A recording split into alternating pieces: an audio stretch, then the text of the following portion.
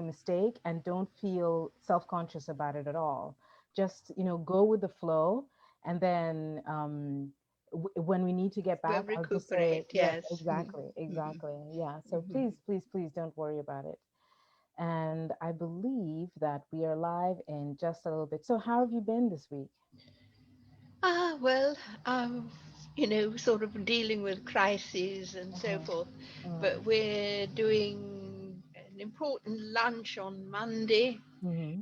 to try to make peace and resolve the crisis and to make sure that the Roma get paid decently Mm-hmm. instead of working without pay as Right, slaves. right, right, right, I was absolutely horrified when I realized we'd just gone right back into the centuries old pattern. right, right, right. And I was feeling so powerless, but then I got everyone sort of involved in trying to combat this and Mm-hmm. a lot of support for that. Mm-hmm. Mm-hmm. Mm-hmm. Because it's so important given this cemetery and its history Mm-hmm. of the abolitionists buried here, Mm-hmm. that we not repeat the old criminality. Right, right, exactly, exactly. Um, and do you have an advocate for this crisis, like to help you resolve it, or is this something that you all are What working on I've done, independently? it's going to be a lunch party of all women, Mm-hmm. and Roma is doing the cooking for me, and he's wonderful. And Mm-hmm. one of them is a Marquesa, the other Mm-hmm. has worked for the World Bank, Mm-hmm. and the third has translated all of the book, 444 pages, at Mm-hmm. 25 euro a page, except she did it voluntarily, Uh-huh. um, of the book on the cemetery. And we're presenting the president who owns the cemetery, the church, Uh-huh. Uh-huh. presenting her with the list of all of the Swiss burials in the cemetery. Mm-hmm. Mm-hmm. And many of them are so poor that they don't even have graves. Oh my goodness. And we're pointing out that, in a sense, the Swiss coming to Italy from the poor mountain regions Mm-hmm.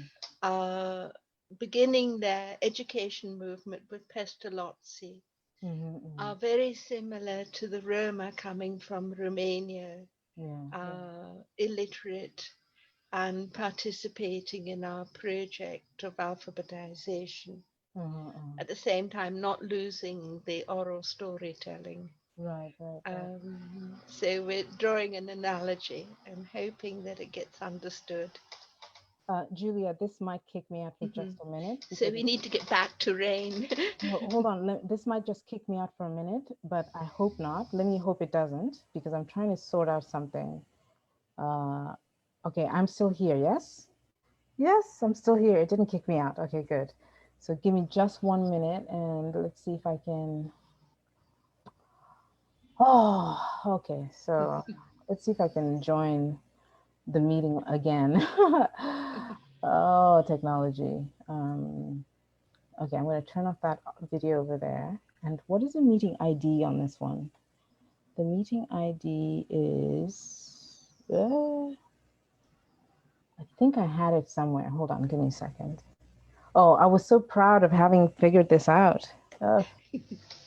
Um, but then again, pride cometh before the fall. Let's see. So, oh, yeah, come on, you can do this. I joked the first time about how this is why people have technicians to manage. Can you still hear me, Julia? I can see you. Okay, good, We've good. got the split screen, the two of us. Okay, good. Hmm. I think this will help me. Join video call. You're already in another meeting. Do you want to leave and join this one? No. Okay, so I need to grab just the meeting identification. So copy link address. Oh, here we go. So this is the meeting, and I go into Zoom because I'm having to shuffle so many different screens. There we go. And what's my meeting password? I believe it is that. Oh, wait. I think that's what it is. Oh. Wait. The meeting host will let you in. Ah, it's working. It's working. I admit. I have to admit myself into the meeting. Okay. So there's two versions of me. Ooh, okay, not a good idea. Not a good idea. Ooh, ooh, ooh, ooh, ooh, ooh, ooh, ooh. Okay, I think I. All right. Oh no. Oh, Oh, oh no. Oh no. Oh no. it's got a gremlin.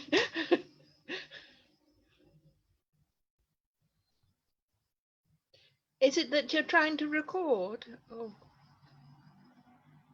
now I can't hear you at all. Mhm. I'm not trying to record. I'm trying to um Mhm. see. I'm trying to make sure that it's online live properly. Do you hear an echo? Yes. Mhm. Do you hear the echo? But now I can hear you. Okay. Can you hear an echo? Oh, it looks fine. You've got a mute down at the bottom. There's a red microphone with a mute sign through it That's fine. down at your bottom left. If you unmute that, perhaps. Actually, that's fine. I need to have one of them muted and I need to have the other Okay. one Hmm. open. So, can you hear me? Yes, I can hear you. Okay, perfect. So, what I need to do is reduce the volume on this. I think we're good. Okay, because I want to be able to look at you when I speak rather than looking down on the screen, because I think Okay. it's Hmm. better if I look at you than if I look like I'm looking at my toes, at my feet. Yes. Hmm. And this allows me to do that. And then it also allows me to, let's see, what does it allow me to do? It allows me to multiple screens and share simultaneously. Oh, there we go. So I think it'll allow me to share screen in case I need to, right, as we're Right. speaking. Hmm. Hmm. And I believe that if I make this gallery view, then both of us will show on, yeah, there we are. We can see both of us now, yes? Oh my. Uh, slowly but surely learning. But then this other me shouldn't be showing up because I've gotten rid Right. of the. Well, I've got us two, and Mhm. then down below there's a black screen that says Adoyo. Yes, there. Oh, but on the Facebook, it only shows the two of us, which is what I Right. wanted. Hmm. Okay. So I want for it to be able to show just you and me speaking to Right. each other. And that third one allows me to look up at the I screen. see. Hmm. Exactly. And that's why I need it. And even if it clicks out, even if it dies out because the connection is not very good, that's Hmm. fine because at least you and I will be talking to each other. Yes. Yes. And if Yes. anybody else joins us, as soon That as would be their wonderful. Yes. exactly when their video goes on, then we can Hmm. they'll join us and it can like their picture will show. Yes. Okay, so now this has been 10 minutes of me sorting out this business, and when I post it for later viewers, I'm going to get rid of everything that came before this part. Okay, so that we can start all over again. Okay, Julia, welcome. It's wonderful to see you Welcome. again to my favorite conversation partner about rain. Thank you so much for coming. Today we're dedicating our conversation to book three of Rain. And where's my copy? I always have a hard copy around to reference, which I have. Oh, there we go. It's right Yes. behind me. Okay, there we go. So here's my copy, right? Ta-da! Fine. And oh, that's beautiful. You have the hardback. That's really beautiful. I've got the paperback, and I love it. It's Wait, it's beautiful. paperback? You should have gotten the hardback. Are you sure it's paperback? It's paperback, but it's a very good paperback. Oh, that's the one that you received. I thought I sent you a hardback. No, What? no, no, it's fine. Oh, okay. Oh no, I remember why I sent you a paperback because you told me about your reading habits, and I thought I think maybe a paperback would be less cumbersome because a Yes, hardback has like you have the outer leafing and it's a little bit bigger, and I thought a yeah. paperback would be easier to And carry I as would have a hardback. probably had to pay customs duty if it looked too Really? elegant. Oh wow. Okay, good. Okay, so I'm glad that all Yes, of that thank you. got resolved. All Mhm. right, so starting our conversation this week about um, book three of Rain. This is the book that I have often called the Book of Conception because it is the book that offers the story of the conception and birth of the children of Anna Akoth and Gabriel Ochola, the parents of Maya and all her siblings. And I want to start this time a little bit but differently by reading the little rubric at the beginning, or there's the book summary, which says that book three is about the conception and birth and of the children of Anna Adongo and Gabriel Ochola. How Gabriel met his mentor, Dr. Tejo, and grew to admire his family life in Paris. How Gabriel brought the Sierra Leonean doctor to meet Mamma Akoth and to speak for him during his nuptials with Anna Adongo. How Mama Akoth, no, how Maya, sorry, how Maya is conceived of her parents' shared dream and how she gets her name from her guardian spirit. So the quickest summary of the books is that Canto 15 gives you a very general, the first paragraph is essentially encapsulates the birth of the children. Will you let me read the first paragraph? May I read the first paragraph, Julia? Yes. Okay. So the beginning of Canto 15. Born to Anna and Gabriel at dawn in Homer Bay by the lake, where their father's grandmother lived, David preceded his twin Alex by precisely an hour and 3 minutes. Esther followed in Kisumu, when Gabriel worked in the city's general hospital before moving his growing family to Nairobi. Maya was the first of the couple's children to be born far from her father's homeland in their new house in Gong Hills. The youngest, Hera, was born in Sierra Leone and then brought back east to grow up with her siblings. And then very quickly, Alex and Maya could very well have been the twins in the family. They were inseparable.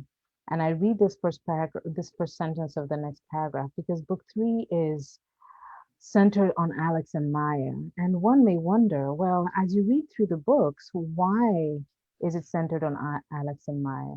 Just as book one was dedicated to Olo, if you will, because all of Maya's experiences through um, trying to orient herself and then listening to the song of creation led her to her first adult conscious contact with Olo. And it's what sort of heralds his appearance into the story, his direct appearance.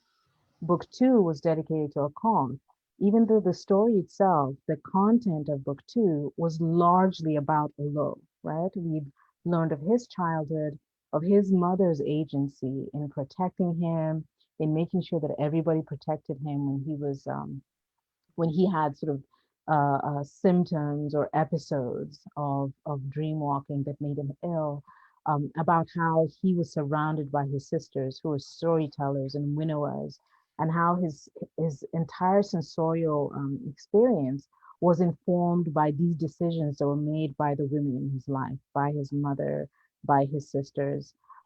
And also by the first dream walk which was about the mob killing of this young girl, right? So Olo's life is also surrounded and in essence defined by his education, care, and navigating the lives of the women around him. And the most significant woman who then becomes his heir is this child who is born in the same instant that he dies in his last dream walk, which is Akoth. And so the book is dedicated to Akoth because it also sort of heralds her advent into this world, not just her advent into the story because she's already been in the story, but it sort of brings about where she comes from vis-a-vis her father, important elements of her girlhood, like her experiencing the meaning of her father's most iconic dream walk, which is about the advent of the serpent, of the iron serpent, and then her taking that journey on that same train years later to Mombasa because her grandson wants to know a little bit more about it. And she takes her job as a teacher or her role as teacher very seriously, in that in order to answer his question, she decides, well, let me go see for myself, right? And this is where the echoes of how the things that happened in Mombasa, things that were rooted in Mombasa, have percolated all the way to Kisumu, all the way to the Lake region, because her education at the hands of missionaries, which is um, a very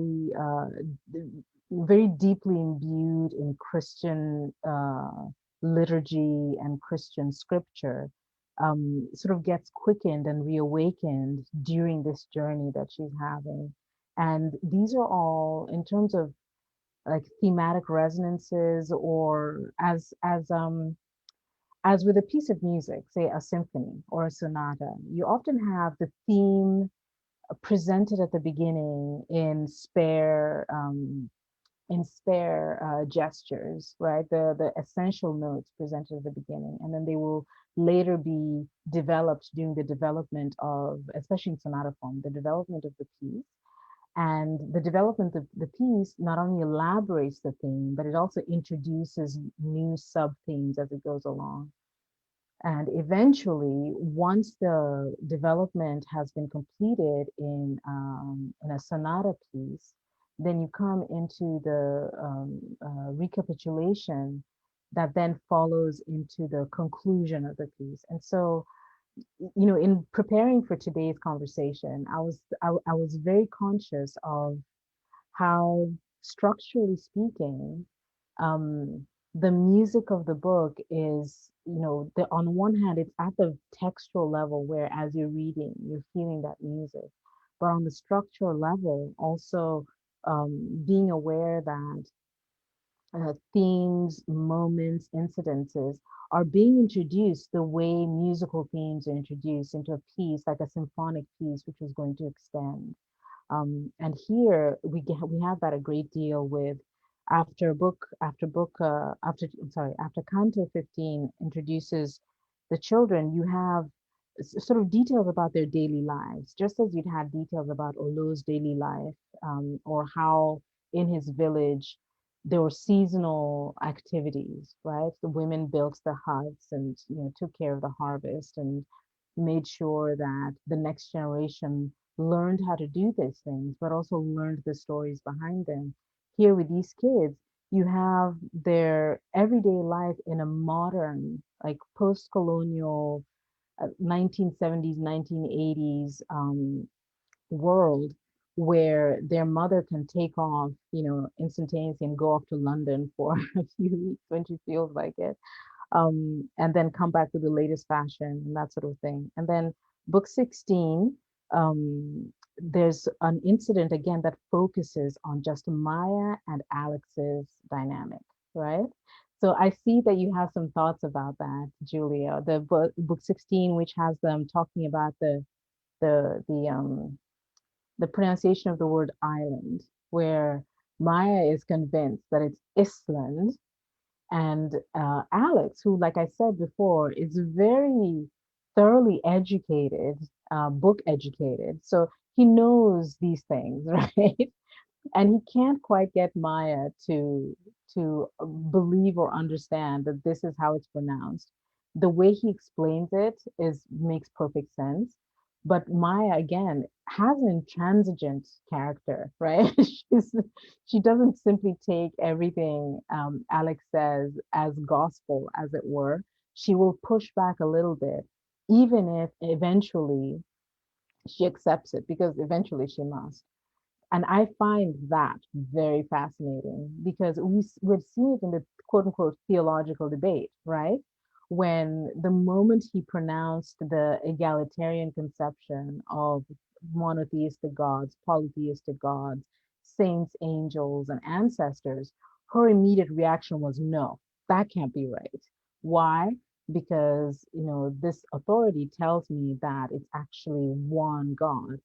And the back and forth with that was much lighter.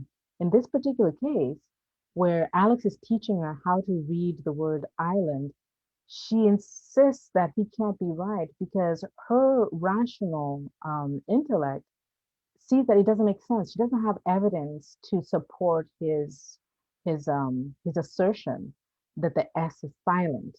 And it's not until she has that evidence will she be able to accept it. Whereas Alex, again, he tries to make light of it. He tries to make, just like he had made light of the theological debate, he tries to make light of this too. But again, Maya, being as intransigent as ever, is very skeptical, right? This can't be the case. I'll finish the summary real quick, and then I'd love to hear what you're thinking about because I know there's a lot going on in your mind. So, book 17, just as Alex likes to make Maya laugh, their father Gabriel also liked to make people laugh, right? He was also a very light soul. And the more we learn about him, that he was raised by his both his grandmothers, right? Both his maternal and paternal grandmothers. We learned that this is a very promising child, a sort of a fresh soul in the world. And and it was interesting to me writing Gabriel's childhood, writing the for lack of a better word, like the purity of his relationship both with his cousin, who was also an orphan and raised by both grandparents, and the purity of his relationship with his grandmother, Mama Akoth, because it seemed like all of the elements for a happy and serendipitous life were in place, right? And yet, when he gets married to this perfect and beautiful girl, everything seems to just go wrong, right? Um, and and I'm so fascinated by this dynamic because I still find myself as a scribe, as a reader, thinking, how could it have gone so very wrong, especially with such a faultless soul, right? Because Gabriel is a soul without fault, right? And he begets children who are largely just quite beautiful. So one has to wonder, where does the corruption creep into this particular garden, right? And then Canto 18 uh, Canto 18 goes into Gabriel's meeting of his mentor, Anatole Basile Tejo, and his just wide-eyed admiration for this deeply cultured, um, poetically inspiring, almost oracular individual who's his mentor, an African doctor from France, from Sierra Leone, who takes him under his wing in London and guides him through his medical training, but also invites him into the bosom of his family, where Gabriel can witness the sort of magical presence of Anatole Basile Tejo within the bosom of his family and the community in which he lives. How the people in Paris, these old blood Norman, like ancestrally Norman, blue blood French people, sort of look up to him almost as if he were in fact an oracle, because there's a certain perfection about Anatole Basile Tejo that just draws everyone toward him. Like his charm is impossible to deny. And so Gabriel is aware of that and he witnesses other people experiencing it as well. So when Anatole Basile Tejo agrees to accompany him to be his paternal proxy at his wedding, it is both an honor and a joy to be able to bring this man home. And even just in this book, you understand that even in Homo Bay, in Kisumu, in Gabriel's own homeland, the Anatole Basile's Tejo charm just radiates. Everybody is completely taken with him. Um, And so I'm very, very happy to elaborate a little bit more on him, but I'm going to finish the summary. And then Canto 19 is Gabriel's meeting. Like it talks about his the way in which he was smitten with his bride and her perfection. I'm noticing even as I speak right now that Gabriel tends to have a very optimistic and very flattering view of the world. He sees the world through rose-colored glasses. He he sees the beauty of Anatole Basile Tejo. He's enchanted by the perfection of Anna Adongo, and he's completely smitten by her. So he begins to imagine this perfect world. And again, the question comes back, like, what could have gone wrong? He's such a fantastically beautiful and clean soul. He has the care and love of both his grandmothers. Um, he he looks upon the world with an enthusiastically positive vision, and yet when he does realize the dream of marrying this perfect girl who he has known since childhood, right? Um, it seems that things then turn quite wrong, which takes us into Canto 20, which follows the Canto 19 ends um, with the way Gabriel reacts to Anna's like their first couple of years of marriage. I won't get into the details of what happens, but this is, let me just read the last couple of sentences. Unable to sustain the burden of his shame, Gabriel left his home, his grandmother's house, when he found out that his wife was with child because he did not want to endanger or cause any problems with the pregnancy. He only returned when he received news that the birth of his firstborn twins was nigh.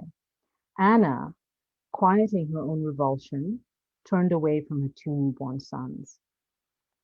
And then Canto 20, because during this time, uh, um, Akoth had come to look after I mean, she was present at the birth of these children who were born in Homer Bay. She then takes on the burden of or the responsibility, let me say, of naming them. And this is where her father, the spirit of her father, lets her know that the younger twin is not being claimed because he's not long for this world. He doesn't have he doesn't have much hope of sustaining his life. His birth was too taxing. He's his body is going to give in, and Akoth's reaction at this news, unlike later on, in this particular instance, it's intuitive, instinctive, and instantaneous, where she simply takes the fact that her father's spirit has spoken and decides to name this child in his name, right? So she decides to give this child the name Opolo, which means of heaven. Polo means heaven in Dolo, right? So Opolo is a name that signifies of heaven. Um, and everybody sort of just accepts that without because she has couched it well enough that it's as if it were actually a spirit, excuse me, a spirit name. And as I mentioned later on, when she names Hera again in the same sort of transgressive attitude, it's blatantly transgressive, right? As opposed to this one, which is much more covertly transgressive. And this is where we learn, or at least it becomes it's spelled out that the baby Alex did not survive. We talked at length about Alex last time, and I I rather felt like I was cheating and spoiling it too much for the readers who hadn't gotten to book three yet. But this is where that becomes clear, and then there's a summary of the birth of the other children, especially given such a traumatic a traumatic beginning of the family, right? A traumatic starting out of the twins' fate. Next, we have Esther's birth, which is relatively uneventful, right? It happens just out of the sort of an impulse or on Anna's part. It's the conception itself is the result of a nostalgic impulse, and it's almost an act of convenience. Gabriel happens to be there, and he has left her alone for as long as she's wanted, and and she just turns to him for comfort. But that union brings forth a child, which which Anna reacts to very badly, and Gabrielle also realizes, oh, I better step back. But again, things seem to come back to normal again, and Gabriel is back because he'd spent all his time away from his family, wearing himself tired to the bone, simply because his home life had become untenable. He couldn't tolerate, he couldn't live with the naked hostility and loathing of his wife. And so he leaves to get some respite and to look after other people's children as a doctor.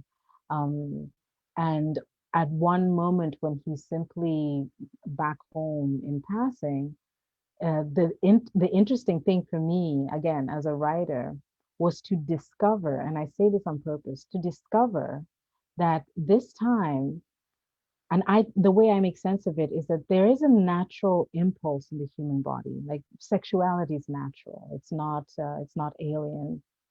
And and although different societies pathologize sexuality and make it a cause for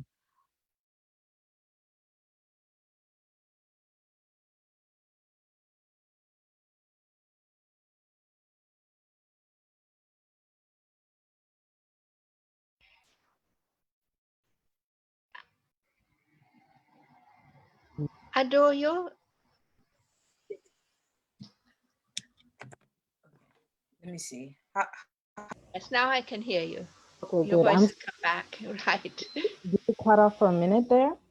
Yes. Okay, I'm sorry. I think it's because I moved my computer and I think I must have unplugged it.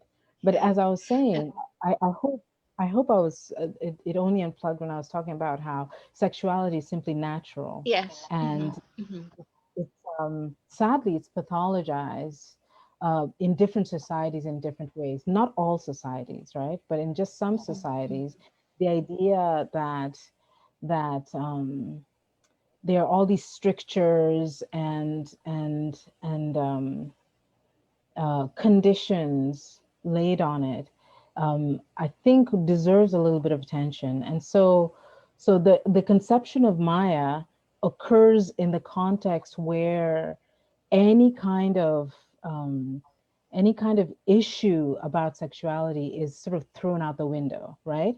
Because it's something that happens. This conception takes In a dream. place in Hmm. a dream. It's catalyzed by a dream, right? And it's catalyzed by a dream that's shared by both partners. Yes. Hmm. And they're both existing in their own experience.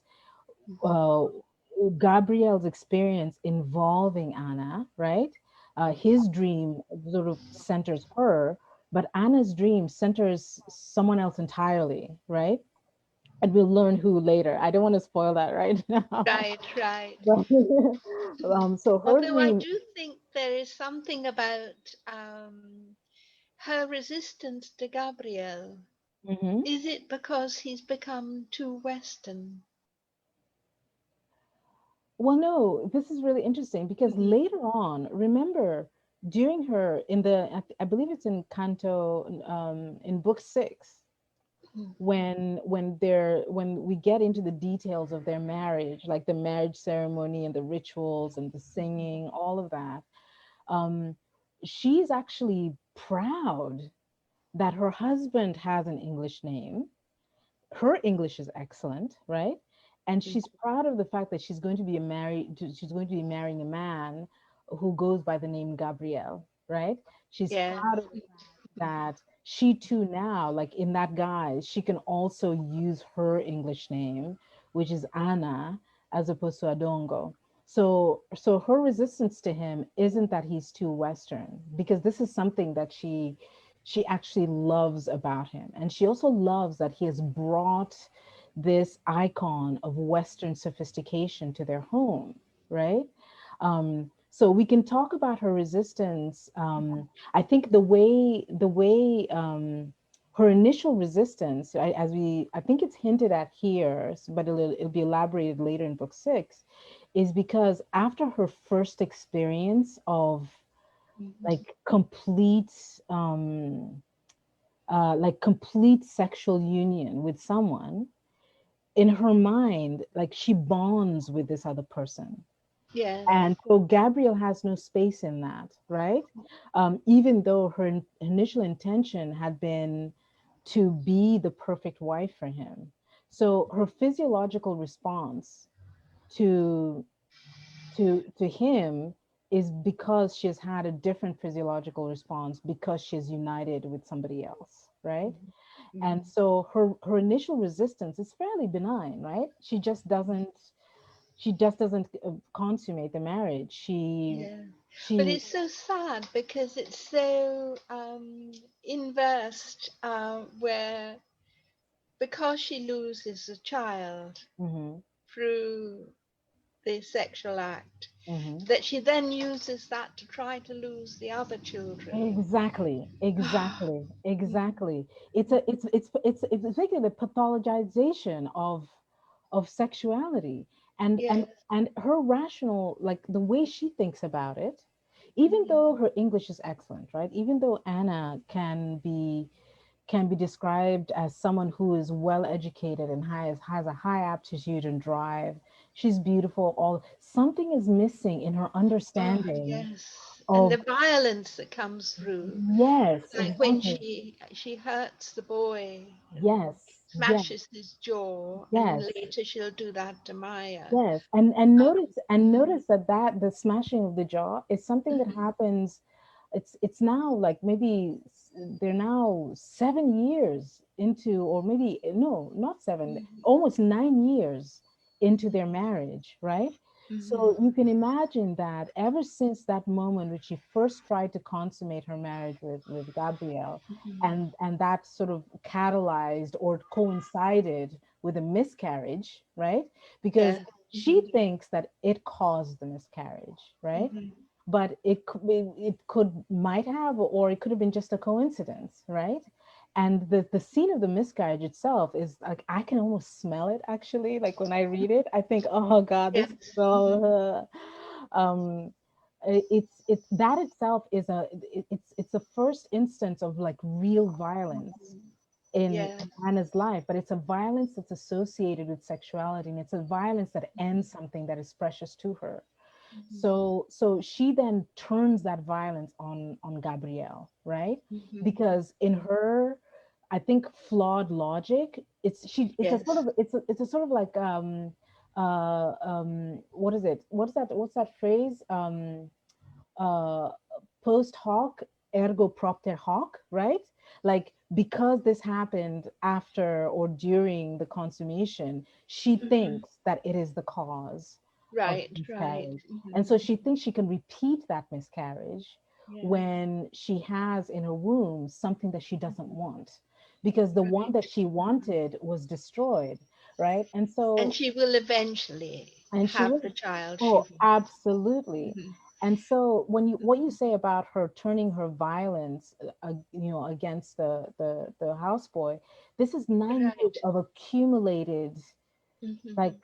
pathologized frustration, right? Yes. Because in Mhm. her mind, Mhm. nothing is the way it should be, right? and Yes. and she, remember, her mother was neglected Mhm. by the grandmother, right? The Mhm. grandmother lost her son, right? Yes. I believe her name Mhm. is let me see, I have to refer to this, Akongo. When she lost the Mhm. the twin that was born with her first born daughter, the grief of that kind of damaged her, and the surviving daughter, Apio, who's later called Maruth, sort of becomes the lightning rod for all of her sense of grief and loss. Mhm. And even though she never says anything and never deals with that, it manifests as a sort of a neglect of the raising or care of Apio, of this surviving twin. And so this surviving twin, grows up kind of wild, kind of just like Yes. unmoored and undirected, when Mhm. she in turn has Anna, right? And Yeah. remember, Anna is also the surviving twin of a pair, right? Yeah. Mhm. So when Maruth in turn has Anna, it's Mhm. almost like she relives the trauma of her mother, Mhm. and she also then passes on this neglect and wildness to Mhm. her daughter. And so her daughter has grown up without a clear sense Right. of what it means to not only be a mother, but just how the world works, how it means to become a mother, Yeah. etc.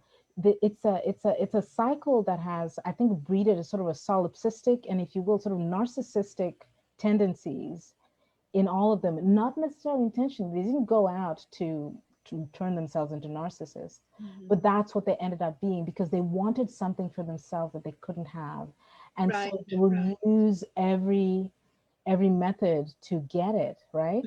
Mhm. This is how I read Anna. This is how I read her mother, Maruth, right? Right. And And then this is and this it's is how I read their grandmother, because remember, Akongo herself, Anna's grandmother, her Mhm. first loss, it's only hinted at in Rain, but I think it'll become clearer in other stories, like in the other books. But her first loss is when her best friend, Akoth, Mhm. marries Uma. Remember when Oma was like flirting with Akoth and trying to, like, woo her, and the one person who would always shield Akoth from him and would claim, like, I'm gonna like call the spirit to like rain on you and all that, was always a Congo, because she wanted Akoth for herself.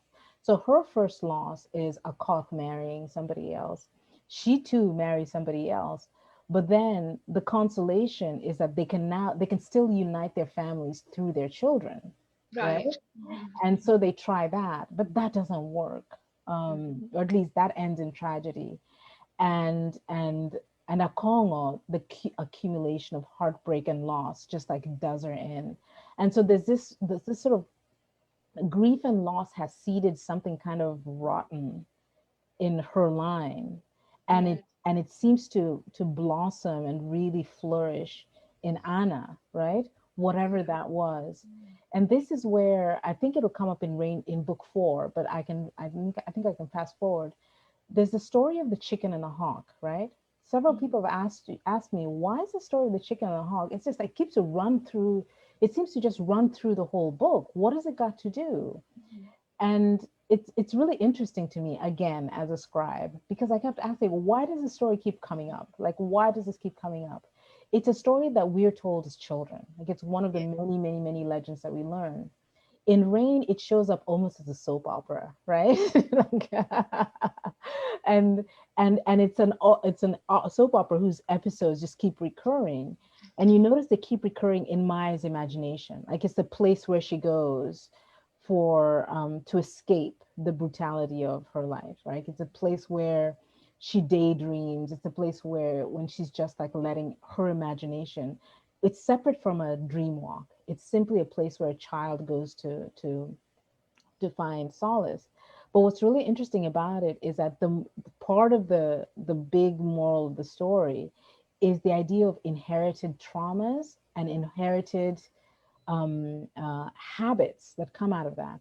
The chicken, who has become obsessive about trying to find this needle, one day notices that her babies are doing the same thing that she's doing. They don't Mhm. have the same reason, but they're just copying mommy, because that's what mommy does. When she goes outside, she starts scratching at the ground, and she looks up and she Yes. scratches Mhm. the ground. And so her babies are doing the same thing. And we were told this story in that sense, that the chicken, like, this is why chickens are always scratching the ground and looking up at the heaven. And when their babies, when they have chicks, the chicks also learn to just sort of scratch at the ground, right? And so, in the context of rain, it occurred to me that this story illustrates a transgression that is not intentional when the chicken loses the Right. needle, right? But yet, the way she handles it, and because of all of the exaggeration with which she had promised to not lose it, and how if she ever lost it then the hawk could take her children, and then the fact that her losing it is a deep disappointment to him. It really upends his life. It just changes everything for him. So for her it might be a small thing, but for him it's an enormous thing. And his response to that, because he can't get any empathy or understanding and has no way of dealing with his trauma, he then simply takes her literally and begins just taking her children, which only compounds the trauma, right? So this story of the chicken and the hawk, it's interesting that that's where Maya's mind goes. Yeah. And I don't think she's thinking about it in all those terms. And Mm-hmm. yet within the book, it does sort of cover this, the dynamic of the sort of the inherited traumas and the Right. inherited Right. pathologies that, from family to family to family, I'm sorry, from generation to generation, um, individuals may behave in ways that they don't understand, but it's because it's learned behavior from their Mm-hmm. parents, who maybe Right. learned it from their parents, who learned it from going generations past, someone who used that as a coping mechanism for a specific Mm-hmm. situation, or what have you. So this is, upon the conception of the dream. I will tell you, this is really funny. The description of the mutual dream, which morphs into a reality, right? Physical reality. Mm-hmm. One of my best friends in grad school, she read the first draft of this, right? She first read the first draft of what I had of the book at that point. And when I asked her what she, actually two friends read it. One was a woman and one was a man. When I asked them what they thought, they gave me their feedback, and it was really wonderful. And then when she got to this particular section, the dream that Gabriel and Anna have that then morphs into this horror show, she was like, I'm reading this and I'm thinking, Adoyo wrote this? Seriously? she, she was she was shocked. And then I asked, and I had to tell her, listen, this is a story. This is fiction, right? This is I'm just using human experience to try and, sort of dramatize a state of mind, or like a sort of a what trauma looks like, I guess, right? One permutation of what trauma can look like, and how it can compound, right, with um, um, additional sort of exacerbators. And the guy, the male friend who read the scene, he and I would have very, very frank conversations about sex and sexuality, because he gave me the privilege of being able to ask him anything, right? So I would ask him about his experiences, about his ideas, what he thought the difference was between men and women, and all that sort of thing. So for me, I say it was a privilege, because I don't know how often one has a friend who will let you ask these questions freely, without condition, right? So his reaction to that scene was, I told him what my other friend had said. I said, when she read it, she said, I can't believe Adoyo wrote this. And he said, that kind of crossed my mind, but my most significant reaction was, oh my God, this is horrible. Like, I would hate for this to happen to me. Like, I can't imagine actually experiencing this, right? And from both reactions, I realized, wow, it really is doing the work it needs to do. Like, the scene is doing the work it needs to do. If it is, if it is being met with like incredulity and revulsion, right, from readers, Mm-hmm. um, uh, because I think, and this is what I think. I think oftentimes, too often in television and in films, Mm-hmm. sexual union is, especially when it's like the way this one is portrayed, right, in a very sort of, it's inexorable, and it's like this drive that just unites two bodies, almost in a metaphysical way, that's often portrayed as the end all and be all, like the ultimate manifestation of Mhm. love. Like this is what you want. You want to be swept away in the passion, and you want to be carried away. And it's so repeatedly and insistently portrayed this way in films and movies that I remember thinking as I'm writing out the scene, I was like, this isn't turning out the way I thought it would, because I knew that something was wrong. But as I'm writing it, I'm thinking, this sounds like something that you get in an R-rated movie, and I didn't realize that it would seem this way. But then when the turn came, like the moment when they both wake up, I Mhm. thought, oh, that there you go. There's where the pathology sort of shows its head, right? But it's Mhm. Yeah. curious, besides all of that, it's curious that from this union, from a dream union, this is where the dream walker is conceived, Yeah. right? Mhm. And despite all of Anna's efforts, like this dream walker persists and insists on coming into the world, Yes. right? And also draws Mama Koth back to the family, like draws her cross country to Nairobi. Mhm. And upon her birth, then quickens Alex's sort of Yeah. rational and cognitive Mhm. capacity. He's now able to speak and communicate. Mhm. And he in turn, in being quickened this way, he also quickens her, because she comes out as sort of a Mhm. lethargic lump. And the moment he speaks her name, or what Mama Cod thinks is her name, Mhm. now it's like she awakens, almost like a flower to the sun, right? Yeah. Which Um, isn't happening between her and her mother, which yes, would have been the natural thing. yes. Instead, it is happening with her and Alex. And her phantom brother, exactly. It's Yeah, really quite yeah. remarkable. Mhm. Um, What and I felt so sad about earlier mhm. was David, David. who I've worked a lot with small children Hmm. and the attachment traumas and so Yeah, forth. yes. And David just absolutely exemplifies that. I can He remember does. I was staying with a very wealthy family, Hmm. and um, it was so sad because I had three absolutely beautiful children, Hmm. but the oldest boy was behaving like David, Hmm. absolutely panicking, Hmm. and his mother was completely rejecting him. Hmm. Hmm. And I could just see how this child, this very beautiful child, Hmm. was so damaged by Hmm. this. Hmm. Hmm. And I just it, what you are showing in book three is a dysfunctional family Hmm. Hmm. through the trauma of the mother. Hmm. And Hmm. poor Gabriel, who is sort of like the angel Gabriel, who Hmm. is sort of being pushed into being the angel instead of the normal human being. Hmm. Hmm. Um, he's amazingly patient in your book. And but remember how he turns out in the end. He can't Yeah. take it.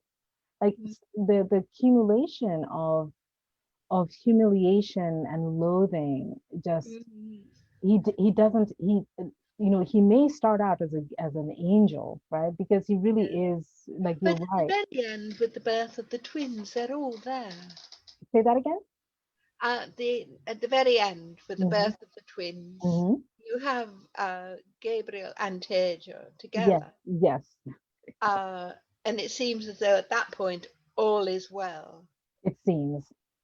Yes, It whatever seems. the future is, It and they seems. lived happily ever after. Well, do you remember I think this isn't a spoiler, but just to respond Yeah. to that, the second to last paragraph Mm, reads like this: Hera and all who were present took in the names that Maya pronounced. Nobody noticed the look that washed over Anna Adongo's face. mm, Nobody noticed the arrested hand that Marie Madeleine Clémence d'Arcourt-l'Évêque withdrew, denying her husband her touch.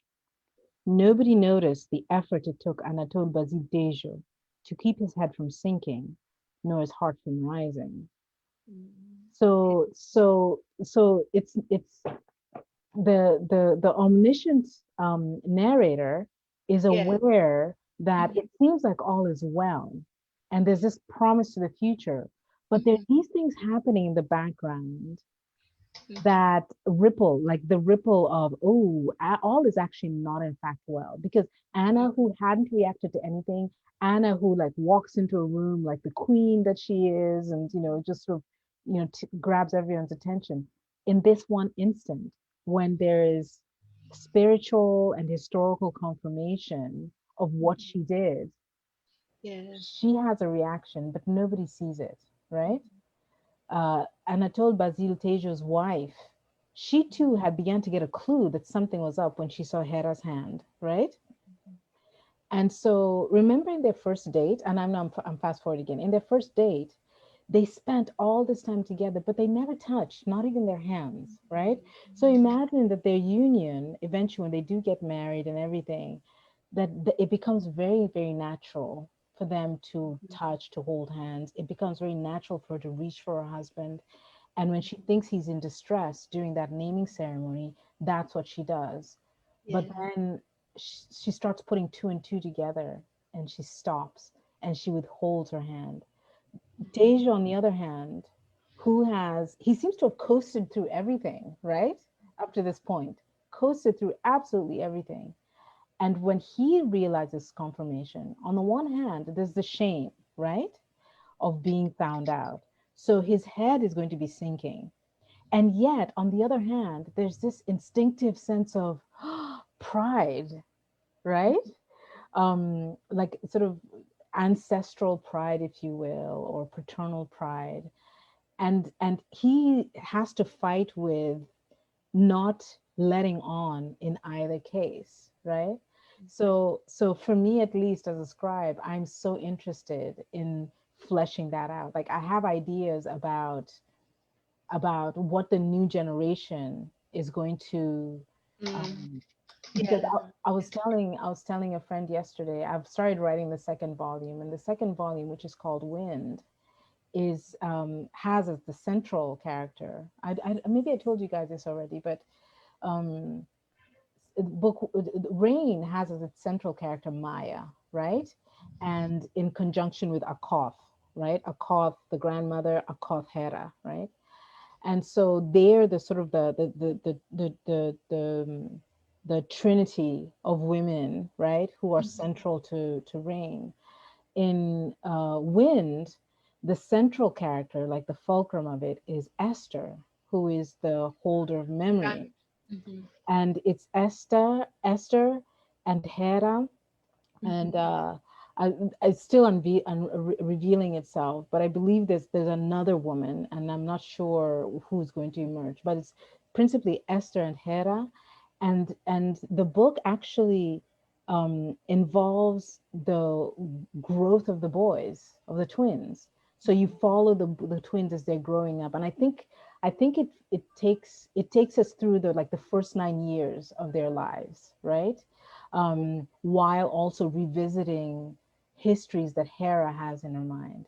Because remember, one of the things that Mama Koth gave to Esther before she died was the repository of all the letters that she got from her grandson in Russia, right? Her grandson, who was the lost dream walker, as it were. Mama Koth also taught Esther all of the family stories, and Esther felt them, experienced them personally. And so Wind gives me a chance to explore Esther's experience of the world the way we've been exploring Maya's experience of the world. And where Maya's experience of the world, like we said, like we talked about last week, juxtaposes sort of the archival history, the sort of sterile archival history that Alex um, is immersed in versus the experiential, messy, unsorted, living history, right? That Maya represents. It'll be interesting to go into the more informed and more carefully curated oral tradition that Esther knows, you know, and that Esther has the like she has a much more straightforward rational intellect, like a much more eloquent rational intellect. She can articulate things better or more clearly. Let me say, she can articulate things more clearly than Maya could, right? Um, because part of the experience of Rain is the reader is drawn into Maya's own confusion, right? There's like you experience the wait, where are we? What is going on? Like, what does this all mean? And it is my hope, and it's turning out as I continue to write Wind, that because Esther thinks much more clearly, like she has a much, like I said, a much more informed concept of where they come from and who they are, then you'll get a clearer story than you could get from Maya's perspective. So Yeah. with that, it's my very long intro of book two of book three. So please take it away, Julia. It's all you. But the character I love is him. Mhm. With all of her books she's Yeah. carried around Europe. She's wonderful. And, Yes, yes, yes. Tell me more. Tell me more. What do you like best about her? uh, well, the way she's so willing to explore and everything, Mm-hmm, but her own story is a mm-hmm, very sad one, the mm-hmm, loss mm-hmm, of Solomon. mm-hmm, But I find it's absolutely fascinating, this juxtaposition of two cultures, two mm-hmm, worlds mm-hmm, being lived in by this family, mm-hmm, and the way it's presented is, I find, very moving indeed. mm-hmm, Wanting to have known what the other side was, and mm-hmm, now being privileged mm-hmm, to enter it. mm-hmm. Thank you. And My pleasure. it's an amazing book. Mm-hmm. And are you thinking of Rain and then Wind? Is it going to be more than just two? Yes, there'll be three others after that. So there are a total of five. Yes. There What will be the third? Um, I have all of them structured, like I have all of them laid out. Hmm. And I'm not sure the order. I know Wind comes next, right? Yes. And I think it's then going to sort of let me know which of the other three comes next. So the other three have working titles. The title for Rain is set, the title for Wind is set, but the working titles for the other three is Stone, um, wood and fire, right? Fascinating. Yes. Hmm. And I had initially thought that they'd just be four. I'd initially thought they would just be rain, wind, stone, and fire. But as I was laying out the structure of the four, this other this other one kept like making itself known, and Yes. the structure of it became, you know how in Canto 32, Canto 32 is entirely devoted to rain itself, like rain as the allegory, as Meremiliotti say, the allegory for life and memory, Hmm. and the connection of souls, right? The Well, you're mutual. doing the earth, air, fire, water of medieval This science. this this is what I realized after the fact, because Yes. Hmm. I was thinking about it. The landscape that I had in mind was the savannah, right? And Hmm. always the savannah. Yes. And and That is a. and and I thought to myself, well, why wasn't the first book called Water, right? Because it would have made sense, because these are the platonic elements, right, Mhm. that are at play. And and um and I and I, I because I'm a medievalist also, and I'm sort of imbued in all of that, and to the point where in my dissertation I was completely immersed in the Timaeus, in Bernardo Silvestris's book on creation, in all of Aristotle's mythology about it, and that's all very present in my mind. And I did wonder, like, why didn't I call it Water? It would have been just so much more like plainly obvious, right? That these are the platonic elements that are focusing on this.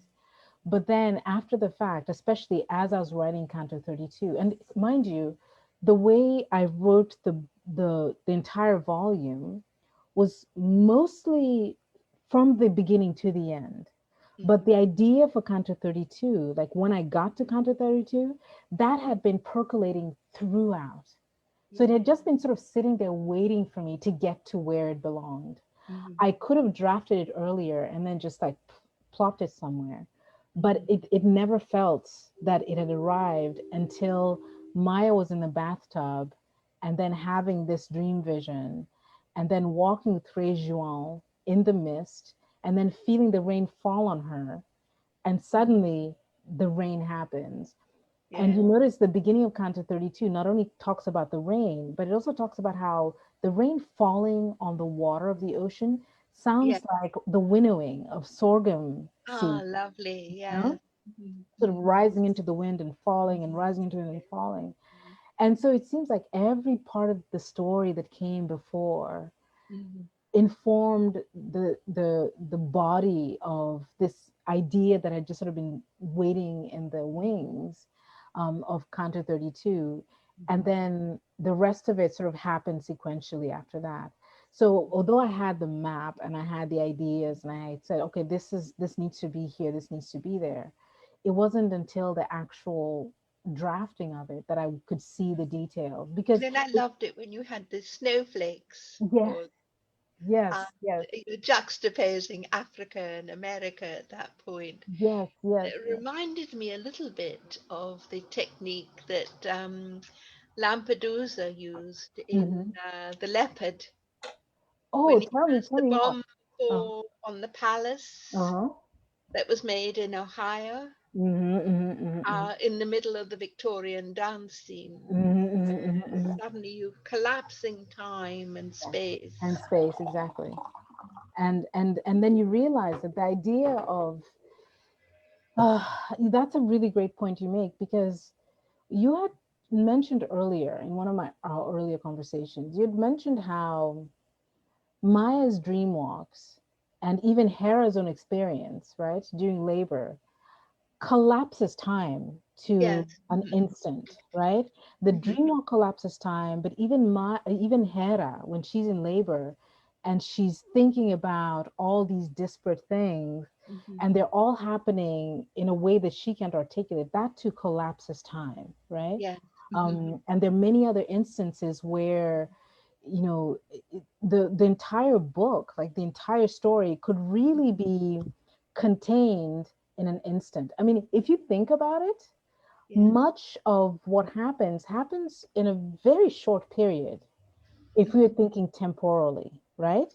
Hmm. Because we never know where Maya is exactly in time, but we know where Hera is, right? Yeah. She's Hmm. the anchor in time. And the Yeah. first time we meet her, she's in labor, she's in the Hmm. hospital, Hmm. and that labor continues into the end of the book and it closes Right. the book, Right. right? So, You're doing Mrs. Purefoy's uh, Deliverance in Joyce's Ulysses, which I loved. Do you remember ah, how Joyce played with the English language? uh-huh, uh-huh, uh-huh. And during the birth of this child, he's going from Anglo-Saxon all the way up through um, modern American. Mhm, mhm, and, mhm.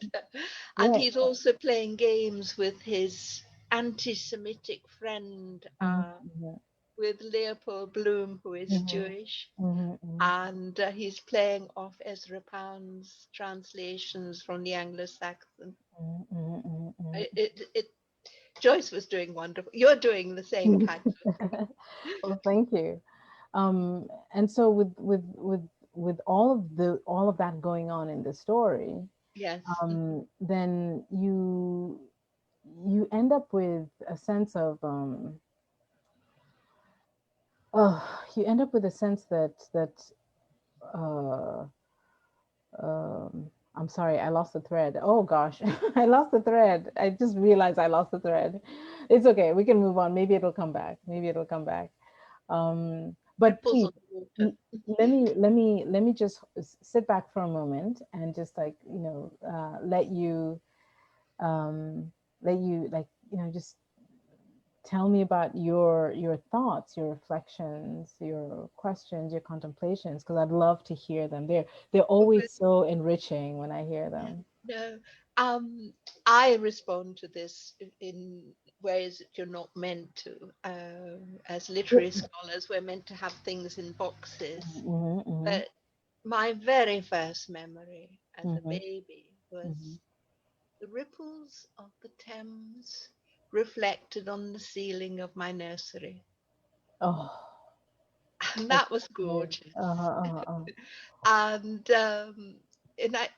it is a metaphor for the way the mind works. Mm-hmm, mm-hmm, It goes in all directions, and we pointed out last time how Dante plays with the ripples in the bowl going in and out, and mm-hmm, so forth. mm-hmm, mm-hmm, And with that kind of world, with Neptune mm-hmm, seeing the Argo, the first ship, mm-hmm, and the time collapse between then and Dante's moment in mm-hmm, 1300.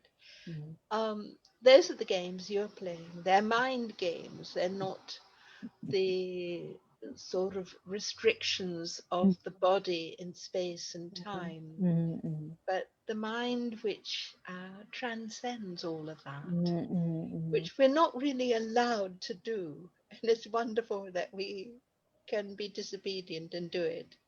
Isn't this the wonderful thing about art? That Yes, art allows us to transcend the confines of law, as yes, it were, right? If social law says, thou shalt do this, thou shalt not do that, mhm, art is the sort of the key to yes, freedom from mhm, that constraint. mhm, and and it's as I very much, oh, I remember the thread that I had lost earlier. And we were talking about the unity of time, right? The idea that the in real time we start with Hera as being admitted into hospital for her yes, labor, mhm, and then conclude with her having the children, and then in the subsequent week, the naming of the children, right?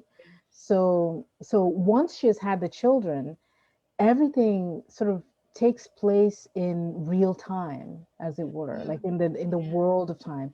Even Maya's subsequent meeting with her great grandfather, it's not mhm, happening as a dream walk. It's his spirit now speaking to her the way Mama Akoth's spirit would speak yeah, to her mhm, in real time. mhm, And he tells her a story rather than taking her on a dream walk to see mhm, the things that he's talking about, right? right, mhm, um, he explains things to her in real time, and and so I'm fascinated by, like, I keep wondering, it's like I should try and map the time in rain and see mhm, what happens where, because Maya sort of exists outside time, or you never know where she is. She has this quantum existence, like one yes, moment she's here and yes, then right, right, right, and she's in different places, whereas someone like Hera is in a set place. And the story of Hera also, I think maybe you alluded to this, mhm, when we go into her story, it is told in real time, right? Her yes, meeting Solomon, her spending time with him, they're on the corresponding, train, she's in they're Canterbury Cathedral, exactly, all of this is happening in real time in a sort of sequential yes, way. So there's no breaking of conventionality in mhm, her story. The same is true of Anatole Basile Tejo. There's really no breaking of the conventionality, but it's very clear that these are things that happened before the current moment, like mhm, before the current moment of labor, right? yes, Um, and so what I'm curious about, going back to the idea of Aristotelian like unity in time, mhm, he's very adamant about the importance of containing tragedy within a limited period of time. A tragedy like in 24 hours is when the like all of the vicissitudes of what that tragic instant is, sort of is portrayed. In the same breath, he then, after talking about contrasting it with comedy, he also talks about epic and how epic has a much looser conception of time. Epic is not constrained to a limited time. Epic can span of an extended period. It can even expand. It can even span eons, centuries, if you will, right? Um, and epic can include elements of comedy as well as elements of tragedy, and all of that in the same mix. So the reason why I bring this up is because when we were talking about like playing games with time and collapsing time, um, I'm curious how much of what I have learned about form and structure and sort of the literary elements of a composition inform this game that Rain is playing with time. Right, You know, right. I was aware, I'm aware, and in the composition of the piece from the get-go and right up until its very end, and I say this explicitly to the reader in the introduction or in the note to the reader, and then even in afterward, that the volume is a contemplation of history through the lens of oral tradition, right? The Yes, idea that history is presented in this sort of sequential. where the lions write the history. Exactly, the maps and what have you, and Aristotle makes the distinction between history and poetry by saying that history is the accounting of the specific, of the particular, right? The particular person in a particular place at a particular time doing particular things, whereas poetry is the accounting or the realm of inquiry, of philosophy, of imagination, right? Not so much the question of how the world as it is or life as it is, but the question of life as it could be or it might be. What could it signify? Yes. And so taking those two ideas, those two Aristotelian ideas, and having them at the foundation of like my formal thinking about this volume, and knowing that, for example, the reason I problematize it in terms of meditation on history through the lens of oral tradition is because I know that I was responding to Hegel's declaration that non-Western cultures are ahistoric because they don't have Right. written archives of history comparable to those in the Western tradition.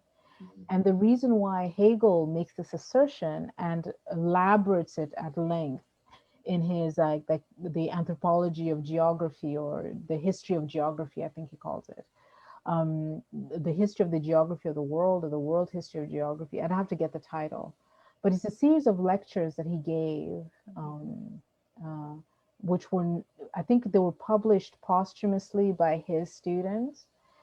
But it's a history of live lectures of Hegel making the argument for white supremacy, right? Through this framework, Right. basically saying that the white European is destined to dominate non white, non European cultures for the simple reason that white Europeans are historical. Here's the proof. They have written Right. histories, they I have, don't agree. no, Yes. not at Um, all.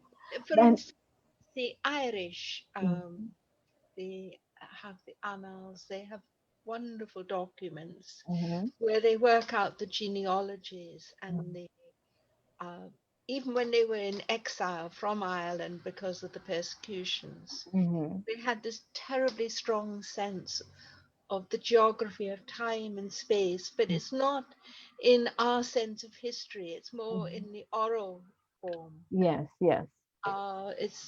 It's both reality and mythology Mhm, jammed together, mhm. and it, it it functions more as poetry than it does as history. Right, right. And I've been sort of thinking very much on how well whether it's literature or opera or music or the arts in general, Mhm, um, where we create.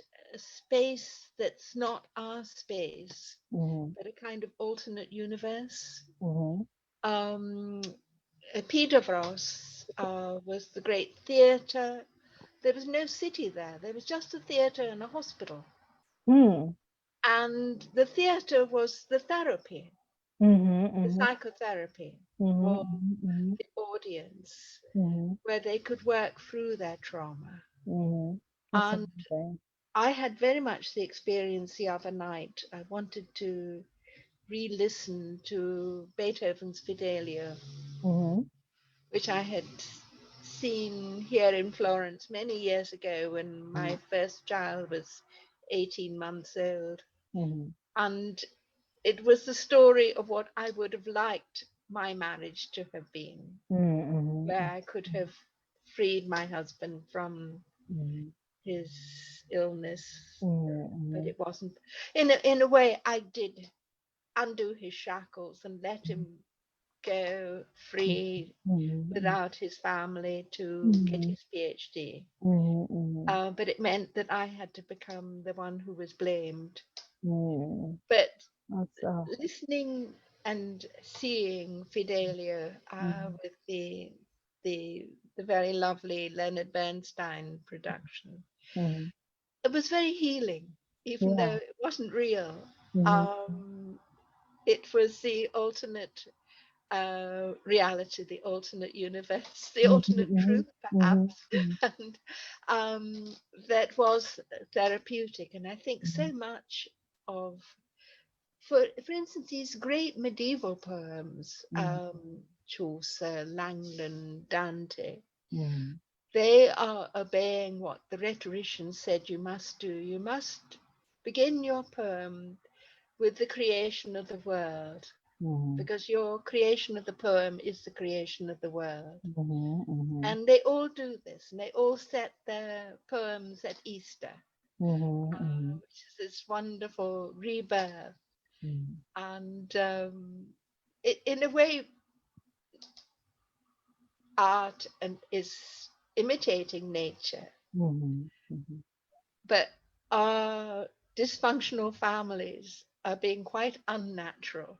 Mhm. I think we have to learn our way back to nature through art Mhm. to get Mhm. the healing. I don't know if Mhm. I'm making sense. No, you are making sense. I'm following you perfectly. I think it ties very well into what we were saying earlier about how art being the key that allows you to break free of the constraints of, sort of social laws, moral constraints, the idea that thou shalt or thou shalt not do X, Y, Mhm. or Z. It's really wonderful that, when you talk about how these poets begin with the creation of the world because the writing the poem itself is a creative endeavor. The reason why it's interesting for me is because as a teacher, when I teach Dante, when I teach the Commedia, one of the places where students find themselves perplexed is when we reach the circle of violence, right? The seventh circle of violence, which is divided up in three sections, which is violence against self, violence against other, and then violence against God. And um, and then I believe in the section that is violence against God, that's subdivided into three sections, um, which is one of them is identified by I think the metonym sodomy or Sodom, right? Sodom. I say it's identified metonymically on purpose because I think it goes far beyond the simple question of sex and sexuality. I think it really does hyperlink to the story of the kind of unchecked violence that the story of Sodom and Gomorrah tells, right? And then the next two cycles are usury, which metonymically is referred to as cower, right? So Dante does this consistent thing where he uses metonyms for both usury and for violence, which is Sodom and then Kaor. And the third one is blasphemy, right? And that seems to be like the most serious of them. And this is becomes a sticking point for students because they're like, wait, I don't get it. Like I understand, especially given sort of our modern or contemporary morals. They'll go, well, the first cycle makes sense, um, whether you're reading it in terms of like contemporary morality or in a Thomistic sense that sex is supposed to be about reproduction, and so anything outside of that is a violence against natural order. The second one, they find themselves going, well, usury, how is usury violence? Like, I don't get that. And then they're really stumped by blasphemy because they're going, okay, I understand that it's not good to speak against God, but how is it that this can be placed in a place of violence that's even more ethically grave than the tyrants of the second cycle, right, who are perpetrated violence against others? How is it that it can be that can be even more grave than like the suicides, right? And the prodigals and the squanderers. How can it be more grave than avarice, right? Or gluttony, or even lust for that matter, right? They're completely perplexed by this. Yeah. And so the way I present it to them is I often include in the reading list the first and second chapter of Genesis, right? And we read it verbatim for the simple reason that I don't want to take it for granted that everybody has read the first and second chapter of Genesis, whether or not they're raised in a Christian household. We live in a much more cosmopolitan world. And so Christian mythology is not going to be the everyday experience of everyone. And so we read that as part of the supplemental reading. I know a lot of people prefer to read this like essays of critics and what have you, but I like to go to primary text as Yeah. supplemental reading because I think to You. myself, Yeah. where is Dante coming from? Because this is Right. this is where we find the keys to what he's saying, not what other readers have had to say about what he says, right? Now, again, this is without any disrespect for the value of scholarship, but I think that scholars and commentators after the fact are Oh, sitting they at, ruin it. well, this is what I was going to say. They sit at the same round table as the reader, Hmm. right? So it's not as if like it's I think their insight is valuable, but they're having the exact same parallel experience as a neophyte reader. They have just had the time and the experience to draw other things, and the way the institution so I second your assessment when I think about how institutional constraints have sort of made people veer toward a rather ruinous habits of reading. Having said all of that, let's go back to this round table. So I tell the students, use the commentaries with the understanding that anything a scholar or a glossator has to say, they're saying it as Dante's reader, just as you Yeah. are Dante's reader, Hmm. right? And when they read the Commedia, every time Dante said, dear reader, this, dear reader, that, they Hmm. were in a position where he was speaking to them. And so they bring their reading. When you are the ones leaning over this book, sitting on that bench, leaning over that book, Yeah. and Dante says, oh, reader who is leaning over Yeah. this book, Hmm. sitting on the bench, understand that he's speaking to you specifically, right? Yeah. Just as Hmm. he has spoken to the tens, hundreds, millions of readers over time, and Hmm. who will in the future encounter it. Every time that narrator turns to the reader, he's sitting right next to that reader, right? Anyway, so all of this said, um, when I present when we're talking about usury, like how usury and then blasphemy make sense as these ethically much more opprobrious sins than all the others that came before. Like I said, students are puzzled because they can't see. like how is this the case? I will Mhm. just add a really quick note to say that what happens in the eighth circle also has to do with sins that have to do with the use of language and words, right? Some of them are active, some of them are actual like activity, right? But all of them, all of the sins of the eighth circle are in some way about how we use language. And Yes. this is why I give them Genesis chapter 1 and 2 to read. And the way we read it is thus. With respect to usury, we read at the end of chapter 2, or maybe it's Genesis chapter 3, I can't remember, but it's the point at which Adam and Eve are cast out of the garden, and they're told, like, by the sweat of your brows shall you earn Mhm. your living, like you will work the earth and you will, you know, you will suffer.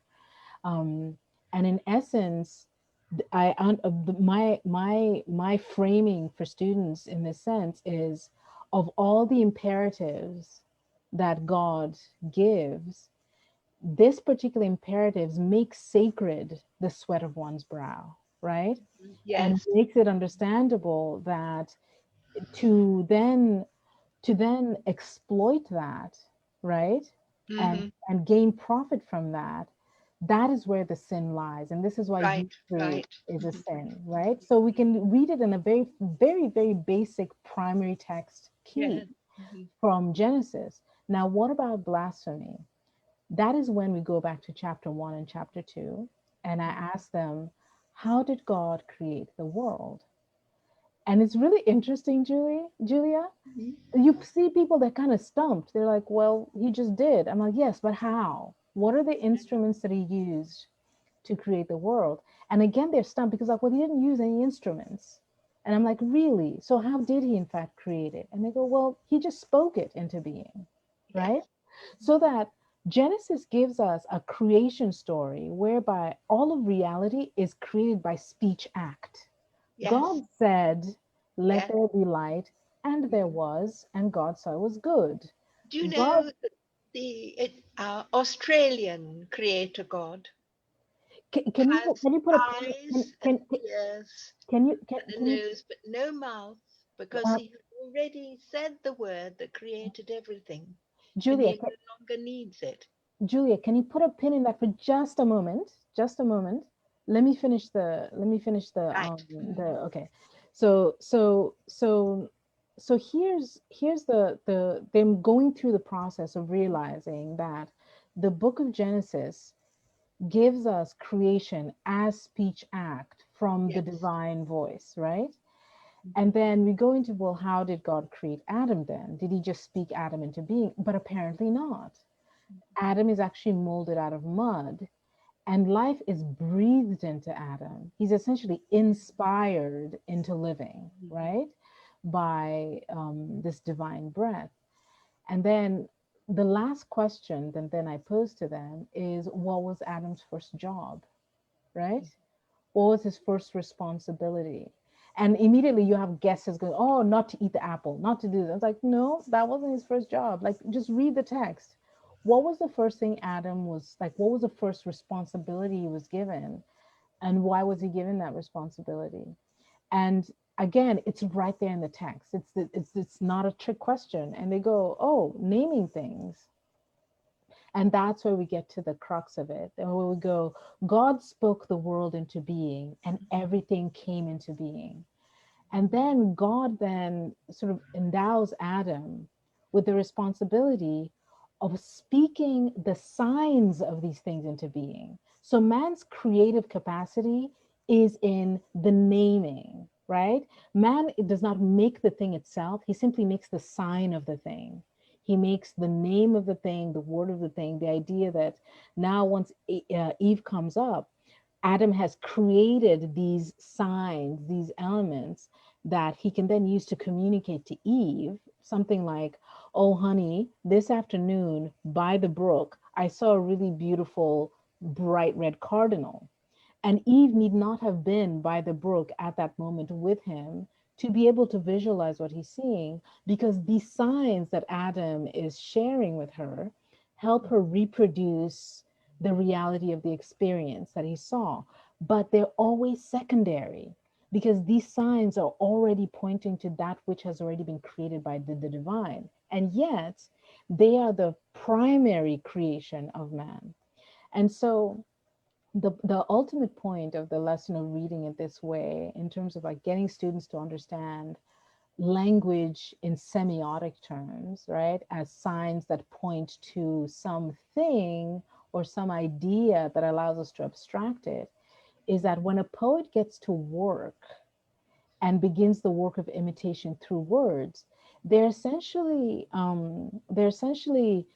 reliving Adam's experience. Yes. They are using the signs that Adam, right, sort of inaugurated the creation of, and they're using it to weave this world, this entire universe, into an abstract reality that can then be transferred from one to another. And you find students beginning to see the power of language and the power of words, most importantly, as creative instruments, right? That this is our, like, as humanity's primary creative instrument because of the way it functions, but it's a creative instrument that is that works in a sort of an imitatio Dei. We are speaking into being these abstract worlds as God spoke into being the concrete world that we live in, right? And it's the closest we can come. But just as our words and our language have this creative power, they can also be used in a destructive capacity, right? They can be also be used to annihilate, to diminish, to corrupt. And when man is able to use his primary first instrument, like his first divine gift to create, to then turn against his maker, right? In a manner that is corrupting and diminishing, um, then this then explains the gravity, at least the ethical gravity of how these sins are categorized in the Commedia. And I will tell you this much. I, as a teacher, like for years teaching this section this way, and then later watching students understand just how powerful it is that, like Dante's habit to meticulously choose just the right word, just how powerful that is. After Mhm. years of that, when it comes to writing Rain, I become very, very conscious that as a scribe, I have almost a sacred duty to pay attention to the words that I use, you know, to be mindful of that and know that I can't simply sit back and imagine that whatever I put on paper, works. I have to look at it and go, does it in fact create the Yes. reality, the experience Mhm. that I am charged to create with In, words? in book three, you are doing that. You are naming your Mhm, characters, mhm, mhm, mhm, but also calling on these other forces mhm, to mhm, come through with the naming. mhm, mhm, mhm, To go back to the circles, um, those characters in the circle which are considered to be the homosexuals, mhm, Guido Guerra, Rusticucci, and the others, Brunetta Latina, mhm, they were all involved with the Primo Popolo, which created the florin of gold mhm, with John the Baptist and the lily. mhm, And I was just reading from Elise Subrilli mhm, today's collection of essays mhm, from Santa Maria Novella, where the Dominicans were saying the use of this golden coin mhm. is blasphemous. Ha.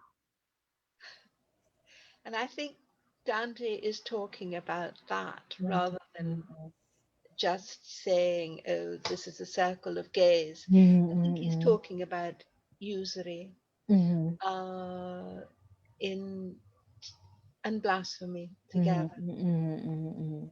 So this And is what you think the first circle is, the combination of usury and blasphemy. yeah, Uh-huh, uh-huh, mhm. it makes more sense that way. So why do you suppose then it's designated by the metonymy Sodom?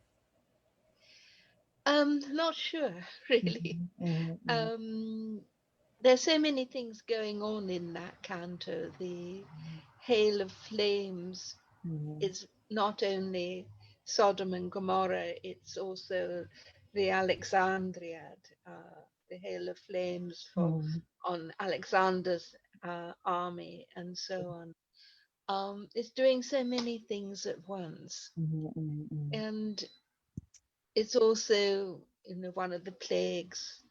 They're mhm, the 10 plagues of Exodus and the 7 plagues of the Book of Revelations, mhm, which are there in hell, in Dante's hell. mhm, mhm, And also, Dante's own father was a money lender, mhm, mhm, so his family is based in usury. mhm, Um, it's and it was the Florentine bankers, and they were also using money to bribe cities to let them to betray them and so forth. mhm, mhm, And when I look at money, it's simply, as you were talking about, words as symbols for things, the naming. mhm, Money is simply a symbol system for work and for material. mhm, mhm, And if you debase, cheapen the pay you give to the workers, you're mhm, actually cheapening money itself,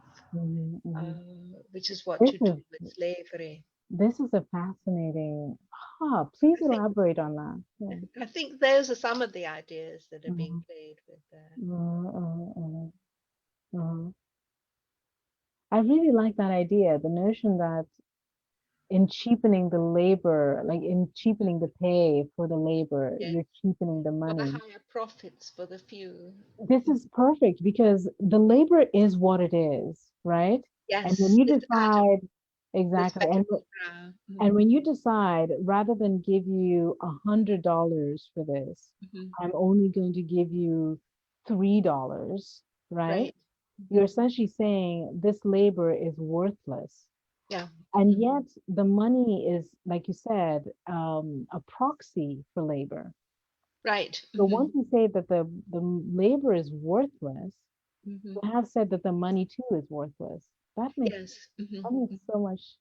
I really like that model. I really, really like that model. Right. But it's tragic when it's imposed on It people is. who are powerless. Right, it is. It is. Mhm. It is. It is. Oh my. Mhm.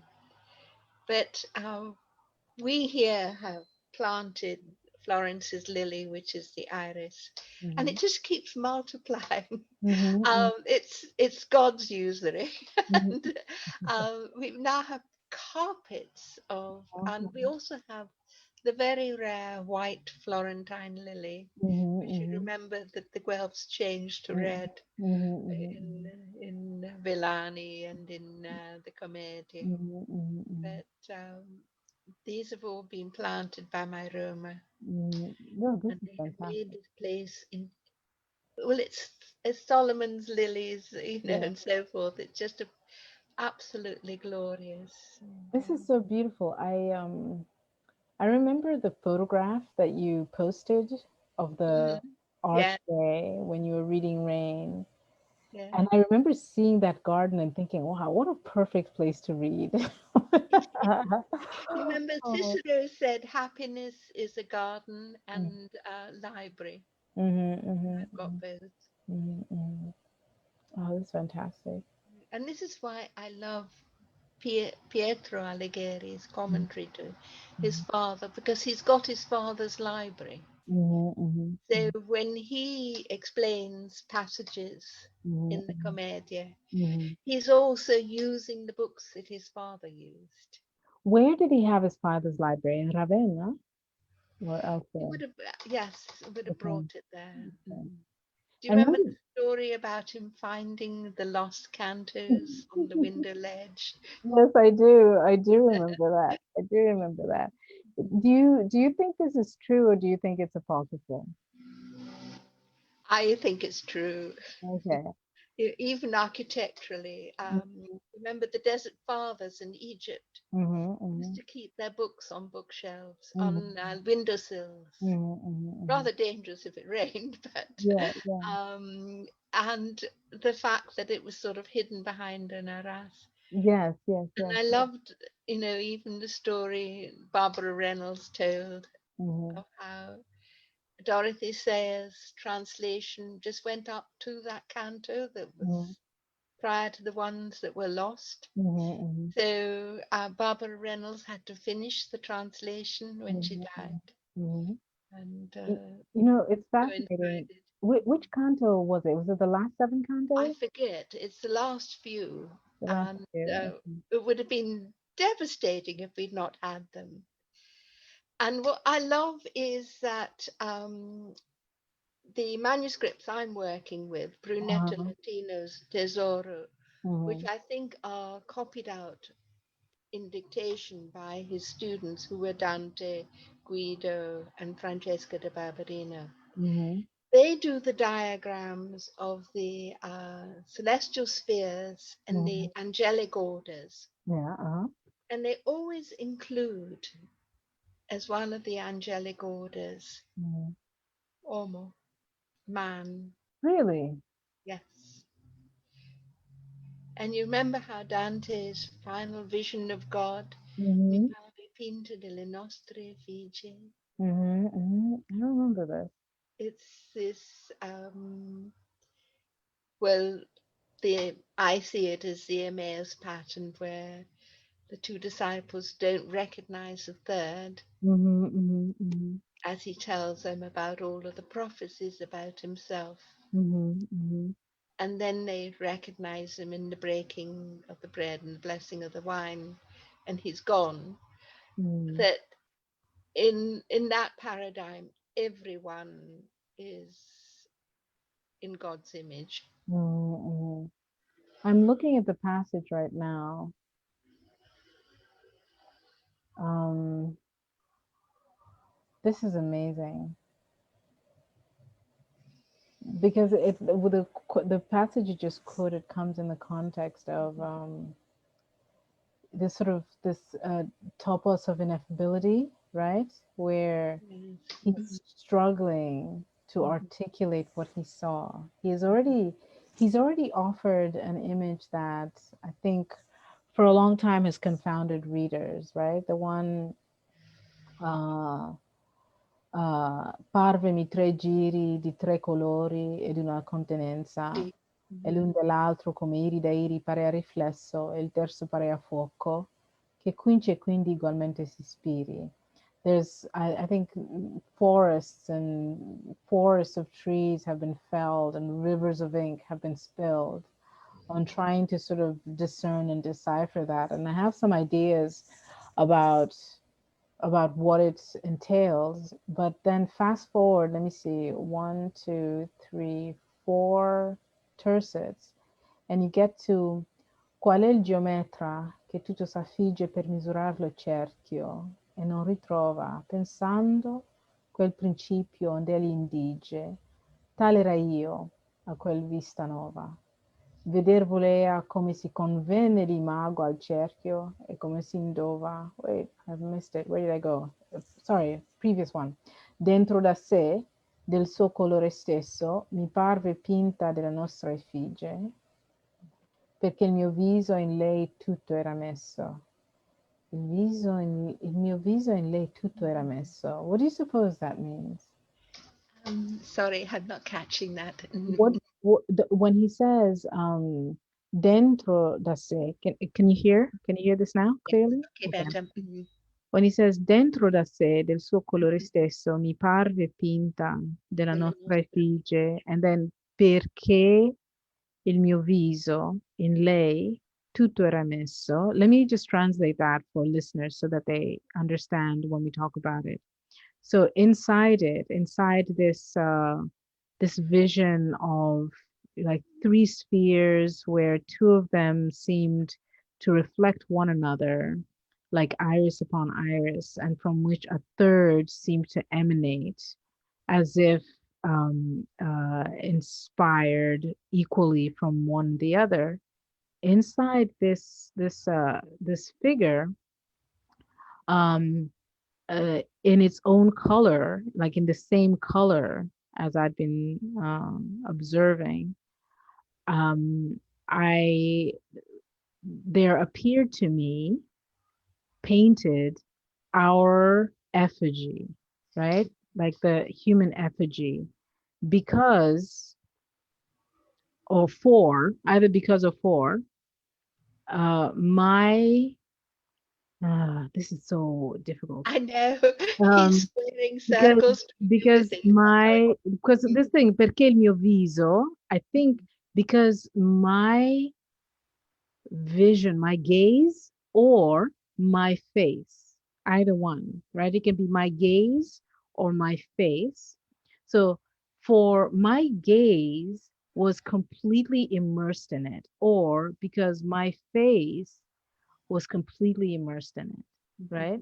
So my Right. question is, and then he goes on, qual è il geometra che tutto s'affigge per misurare lo cerchio e non ritrova pensando qual principio onde egli indige? Tal era io a quella vista nuova, veder volea come si convene l'imago al cerchio e come si indova. So just like a geometer Yes. who completely sets himself to measure the circle, which in and of itself is a pretty daunting task, which is why getting the circumference of a circle, like measuring it perfectly, will always have some degree of error, right? And this geometer, because he's not just doing it arithmetically or manually, he's using geometry mathematically to try and measure, be it the circumference or the area of a circle, um, and yet he doesn't find the exact algorithm, right? The algorithm that gives him given the exact measure.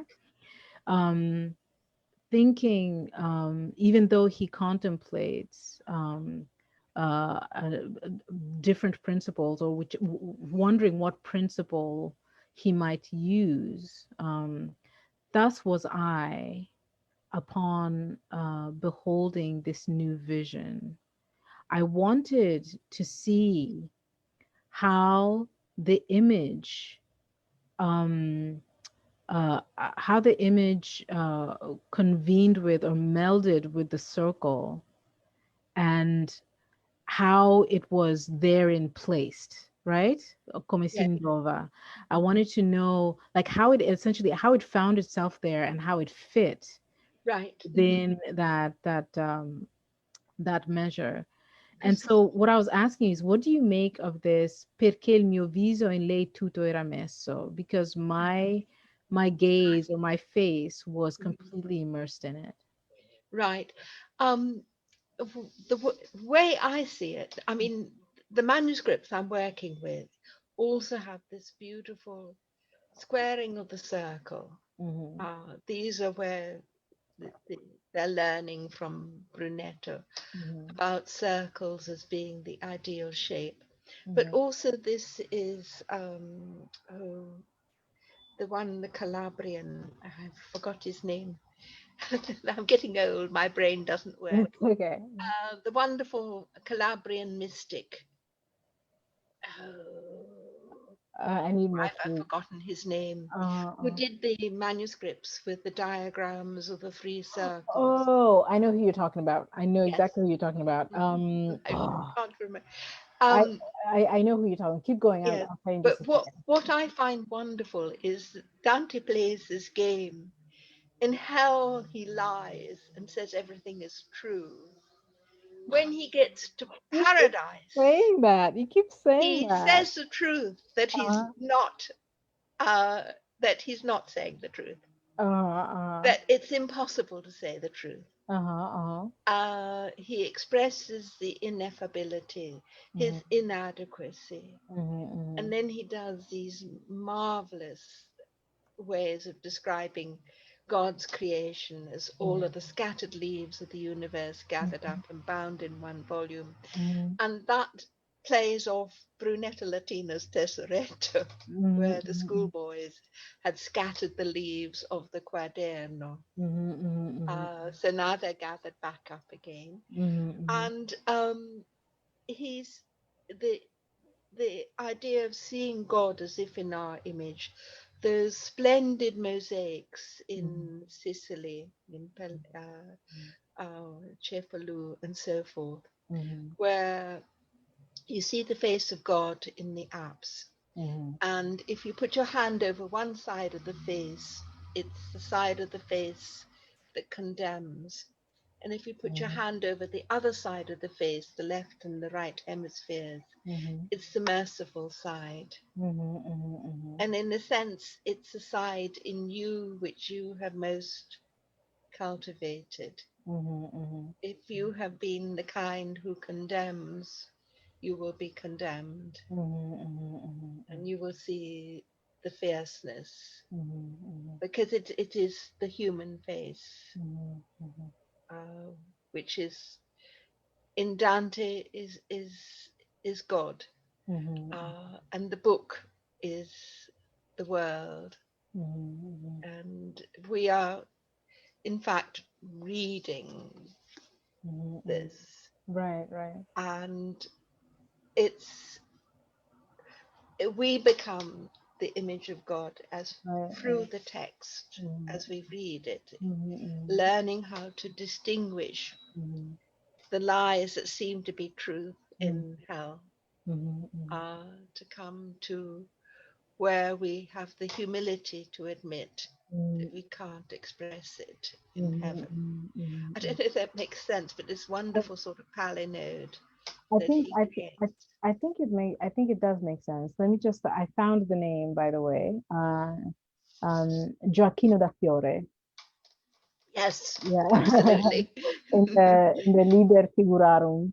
And I remember going in depth with his hypotheses about this tre giri di tre colori, and then also comparing it with Hildegard von Bingen's, because many people thought that Eschivius was a model for Dante's description.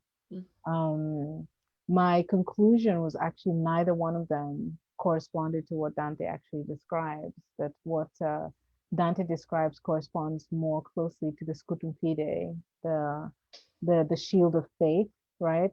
Hmm. Icon that represents the Father, the Holy Spirit, and the Son as three equidistant spheres, as it were, Yes. with Hmm. a fourth sphere at the Hmm. center, from it seems from Hmm. a flat perspective, that is Deus, right? It is also Yes. equidistant from all three. And extending that hypothesis to show Hmm. that the conception Dante has, since he's talking about volume, and in Euclidean terms, because Euclide Geometra is a really important Hmm. figure Yes. Hmm. in Dante, and he's concerned here, qual è geometra che tutto s'affligge, right? So the idea of geometry is really, really important. Hmm. So in Euclidean geometry, the spectrum of Hmm. geometrical principles that are laid out by Euclid in the Elements, which is the Yes. iconic text, go from the point, which is Hmm. the zero dimension, il punto, to Hmm. the volume, which is three dimensions, right? The space. Yes. And those are the two extremes that Dante uses to Hmm. describe the Hmm. God vision, right? Right. God Hmm. is the punto, but also the Hmm. volume that contains Yes. everything. Hmm. And so, in that respect, the language that Dante is using is pointing to a volume, a tre giri, tre colori, una Hmm. continenza, with another giro that appears, a Hmm. fourth one, so that the volume is essentially the the first Platonic solid, Hmm. which is the tetrahedron, and it's Yes. completely Hmm. consistent with the scutum fide, the idea of the scutum fide, because the scutum fide may be represented in two dimensions, like an Right. equilateral Hmm. triangle with a fourth node in the middle. But if you turn that just a little bit, you end up with four equidistant nodes Yes. and a tetrahedron, right? Hmm. And so so with all of that, it was really interesting to look at Giacchino da Fiore's and Hildegard von Bingen's Hmm. drawings, which remained two-dimensional, right? And they didn't take into account, and mind you, they weren't talking about Dante. I think people thought that Dante was talking about them. Like a lot of scholars have thought that Dante was referring their drawings. But because of the way he describes it and the very, very precise, exacting mathematical language that imbues all of Canto 33, and in fact, all of the sphere of like of Empyrean, right? Since the Hmm. crystalline spheres, his language is much more Latinate, right? Hmm. It's much more Hmm. mathematical. It's Hmm. much more scientific, right?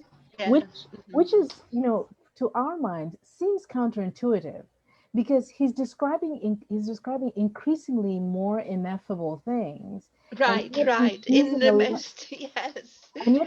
language that is very like Hmm. exactingly specific, right? Yes. Language that Hmm. we use to Hmm. describe not ineffable, but rather that we use to measure and articulate the concrete, Yes. right? Yes. So that particular like poetic device is to me Hmm. so Hmm. beautiful. And because, like I said, besides the precise mathematical language that Hmm. he's also using very precise scientific language, right? He Hmm. uses scientific terms for things that Yes. refer to very specific Hmm. areas. And so it's been very fascinating for me to go through the history of scholarship, especially of the last canto or the commedia, Hmm. and see how time and time and time again, commentators and scholars miss this detail. Absolutely. Right, The right. fact that Hmm. Dante is getting so specific and particular about his language, Hmm. as if to remind us, Yes. the way I'm describing this is like has a concrete anchor. There is a reference point Right. that you Hmm. can use. And even daughter of your son, Mm, Virgine Madre, oh Figlia my del tuo God. figlio, which Yes. is such a paradox, Yes. but it's also terribly concrete. And Alpha de Hmm. Cambio sculpts Yes. Yes. the head of the Virgin Mary as a little child because it's her soul, Mm-hmm. which Jesus very lovingly carries up into heaven at the dormition of the Virgin. Mm-hmm. And she is there, the daughter of her son. Mm-hmm. And an Alpha de Cambio, Dante would have seen this on Santa Reparata. Mm-hmm. The boning of her face is Mm-hmm. anatomically correct for a Mm-hmm. baby child. Mm-hmm. And it's so endearing. And then, of course, you will also have Fra Angelico Mm-hmm. paint the same scene, Mm-hmm. which is the 15th of August. Mm-hmm.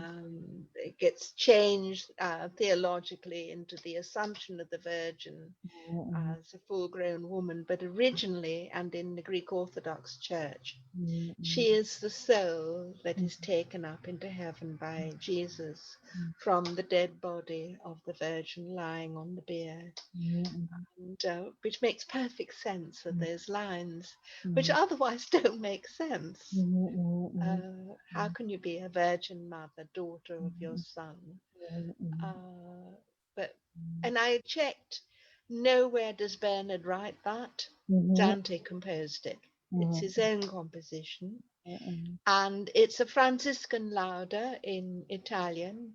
It's not a Latin Gregorian chant such as Bernard would have written. So Dante there reconciles the lay world of the Compagnia dei Laudesi with the monastic contemplative world of Bernard.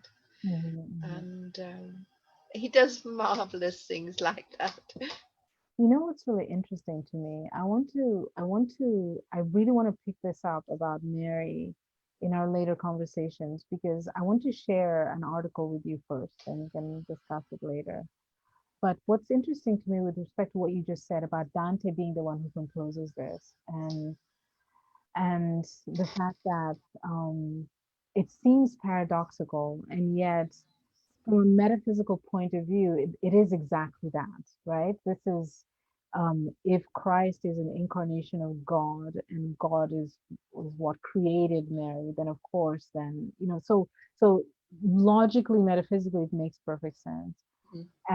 And I know that I believe it's in maybe Canto 23 or somewhere whereabouts when maybe later. I really need to check my Canto references, but it's in the moment um, when Dante is about to go to see Saint Peter, right? He's moving through the spheres, and it's announced that now we're going to see Peter, right? But the way Peter is mentioned, it's in a very elliptical way, by saying he who holds the key, or he who is guardian to the, I should look it up, but to the gate that leads to no, to the legacy, I can't remember, sorry, but to the legacy of the Son of God and Mary, right? Mhm. So Jesus is referred to as the Son of God and Mary, not just the Son of God. And so Mary is made um, a meaningful, like, defining parental figure. And then subsequently, when he's seeing the Candida Rosa, right? And the different figures are being pointed out to him, the way Mary is described as she who most resembles Christ, right? So so there's he's already working this idea of heredity and resemblance, um, in terms of like maternal, like what what Christ owes to his maternal heritage, but also what Mary shows of her of her like what it is about her appearance, right? Her Mhm. manifestation that is recognizable. It is recognizable because it is the one that most resembles Christ, right? Now, it's really interesting because from a biological perspective, if you think about it in terms of, these are traits, like their physical traits are similar. He has been called the son of God and Mary. And so if later on we say, that there is the mother of Christ, or that Mary, she's the one who most resembles him. So logically, she must be the one that most looks like him, which is an inversion already. Because usually we think of the child as the one resembling the parent and not vice versa, right? So Yes. contemplating this, I realized something really interesting. In what way does Mary most resemble Christ? Right? Like how do those lines make sense?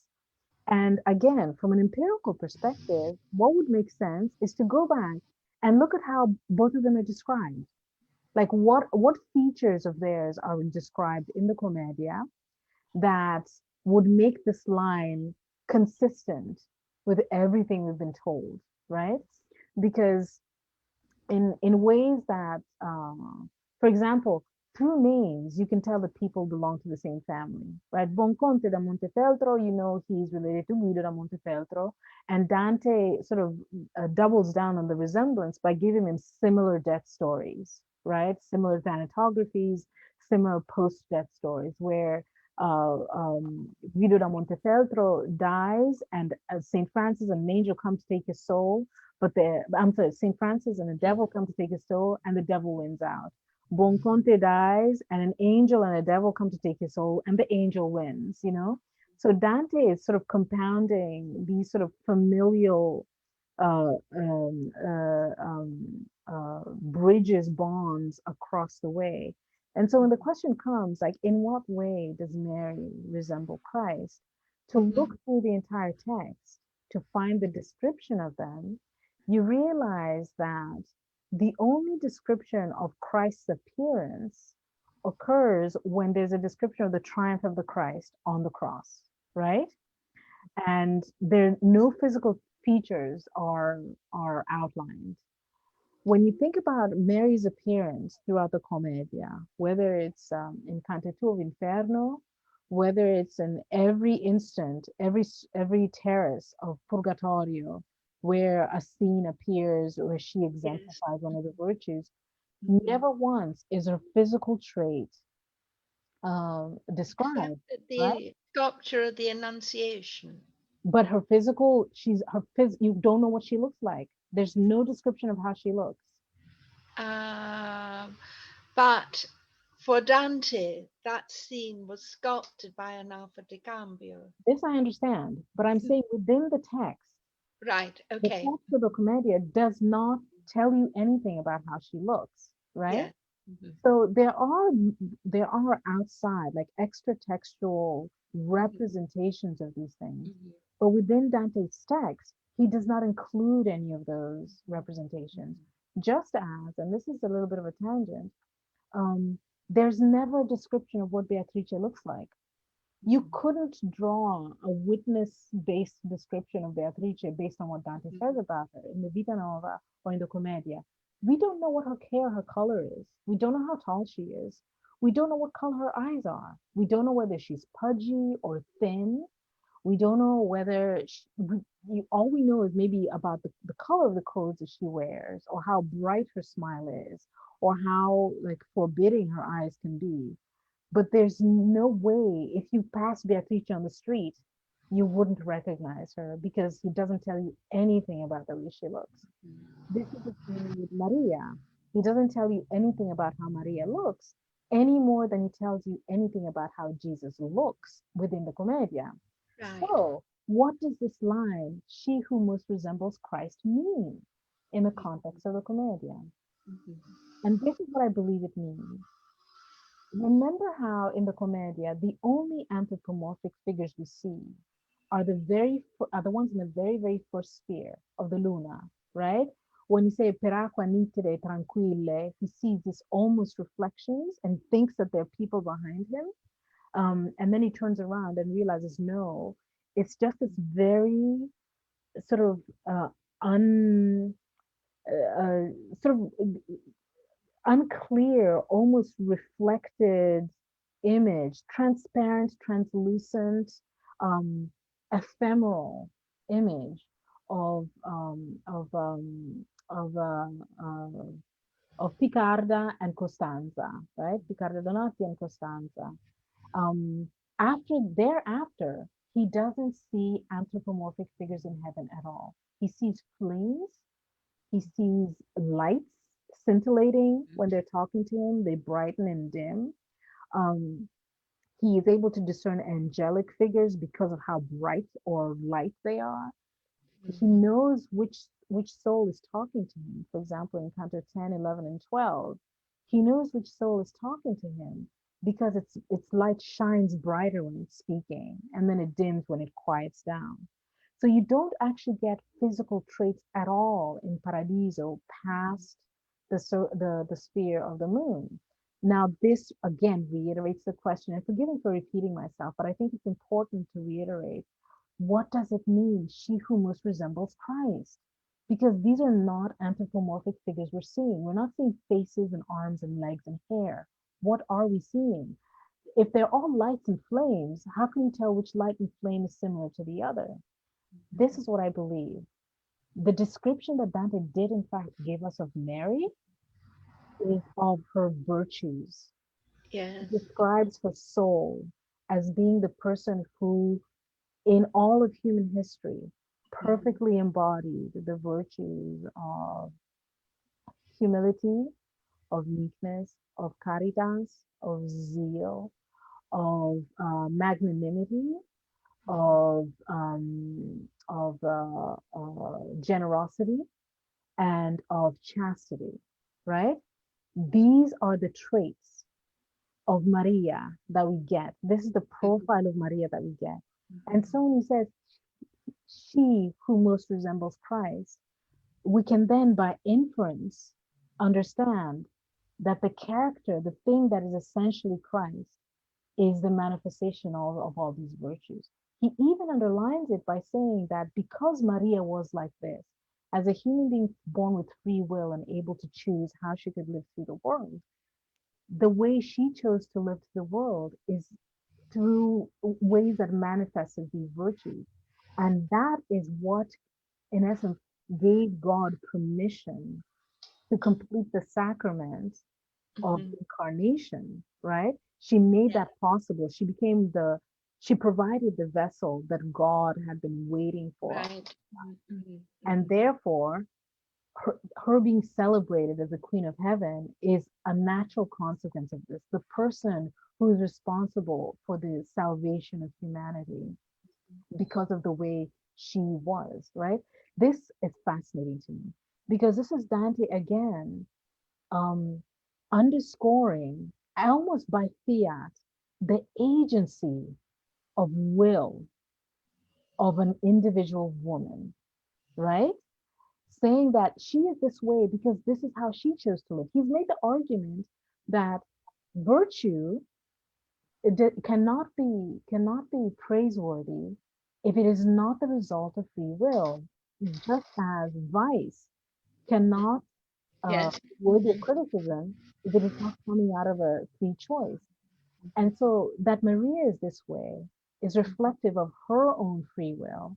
And because of the choices of her free will, she makes the completion of the sacrament possible Right.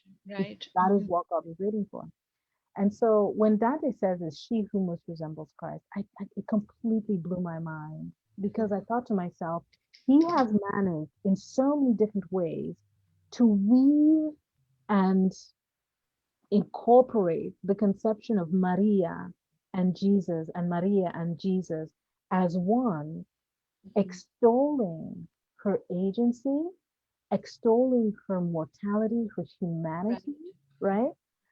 Without turning her into this abstract symbol that was just sort of a passive vessel for Mhm. God to use, right? Um, Yes. Mhm. yeah. So the last part of that little sort of formulation or understanding of what Dante is doing is, if you remember Purgatorio, which we were talking about earlier, the entrance into every terrace is exemplified by, like, contrasting the virtues, right, to whatever sin is being purged in that terrace. And there are always like two or three exemplars, right? But the one consistent one of each one is always Maria.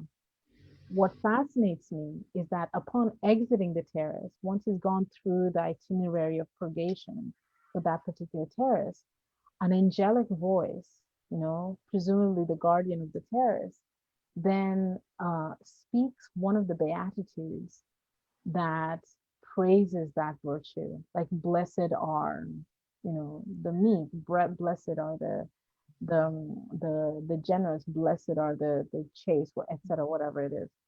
But what's fascinating to me is Dante again structurally is setting up purgatory in such a way that Maria welcomes the purging soul at the threshold.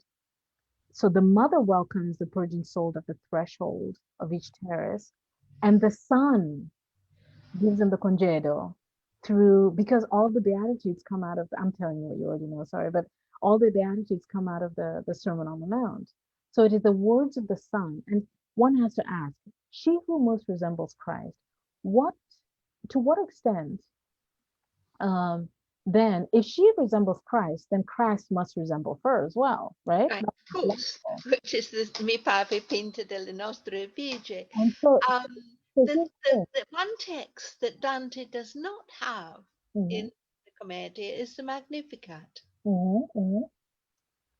which And is why a, is that significant?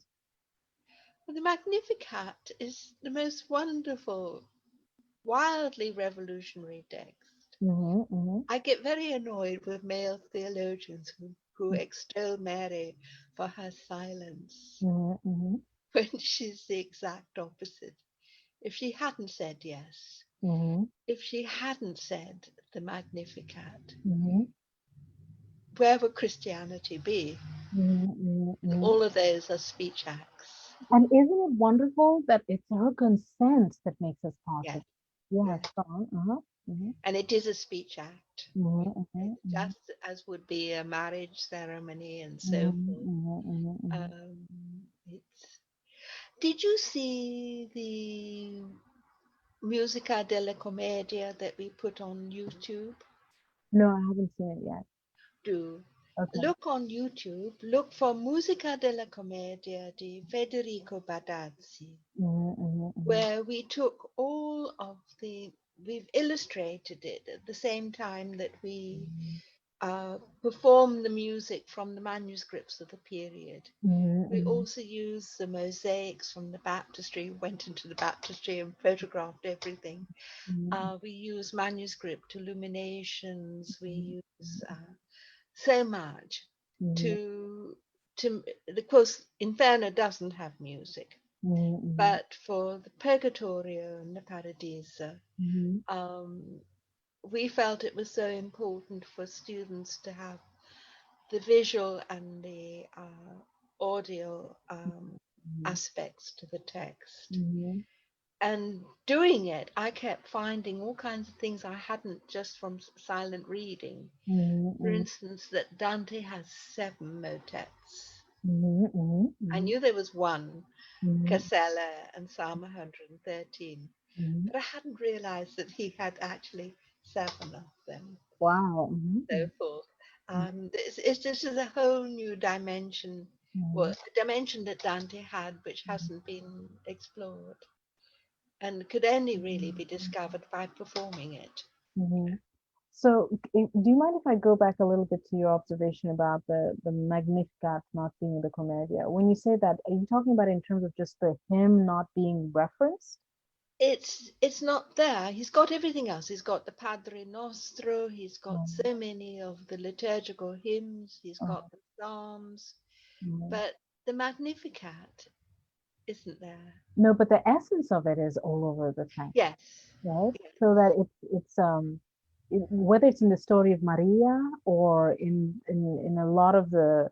He's got the Ave Maria several times, and Mhm, it's mhm. very beautiful. But But think about it, it makes that's sense. that's not Mary's own No, words. but it makes sense that the Ave Maria is Yes, in there because it is a praising of Mary, right? right. Hmm. By the hosts of heaven.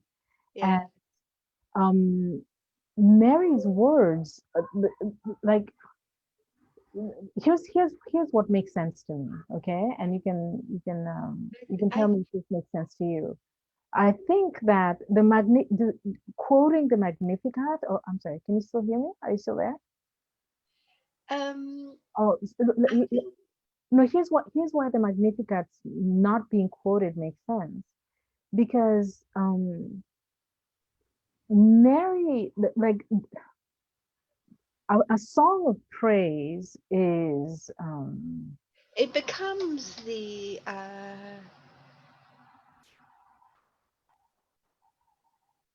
later on it will become, the Jesus's words, mhm, mhm. but it's more radical in Mary's mouth than it is in Jesus's. But here's the thing, she doesn't need to say it because she actually is it. Hmm. You see what I'm saying? And Ev- for instance, Everything about the way he portrays her, like mhm, like is imbued with the essence of the Magnificat. Like she already right, right. embodies, so she Where doesn't need to say it. she's talking about leveling the way John the Baptist does, Mhm, to undo the pride on their mhm, thrones and so forth. But and I love it when I say it with the Roma because they really thrill to it. mhm, From the background of slavery and prejudice, mhm, they those words go to their heart. I find most male priests who have to say it every day don't take the words in, because do you read the Commedia with the Roma? every male priest has to say the Magnificat at the evening service, Right. Vespers, and so forth. No, But my question was, do you read the Commedia with the Roma that okay, you have? Do you with read it? I have lost the thread of it. Okay, what I wanted to get back to was when we were reading the Cacciaguidi cantos. Mm-hmm, Remember that Beatrice, mm-hmm, she is a little upset about Dante and Cacciaguida talking about themselves as being aristocrats, mm-hmm, mm-hmm, because Yes, yes, yes. Dante I said remember. Mhm. himself that he writes in the vernacular so that women Yeah. in Sweden can understand him. He's Mm-hmm. writing for the common man. It's Mm-hmm. lay theology. Mm-hmm. He's, and he's showing himself as making a mistake Mm-hmm. and being reprimanded Yeah. by Mm-hmm. Be- Beatrice, Yes, yes. taking the episode out of the Arthurian, Uh-huh. which goes back to Canto 5 with Francesco and Paolo.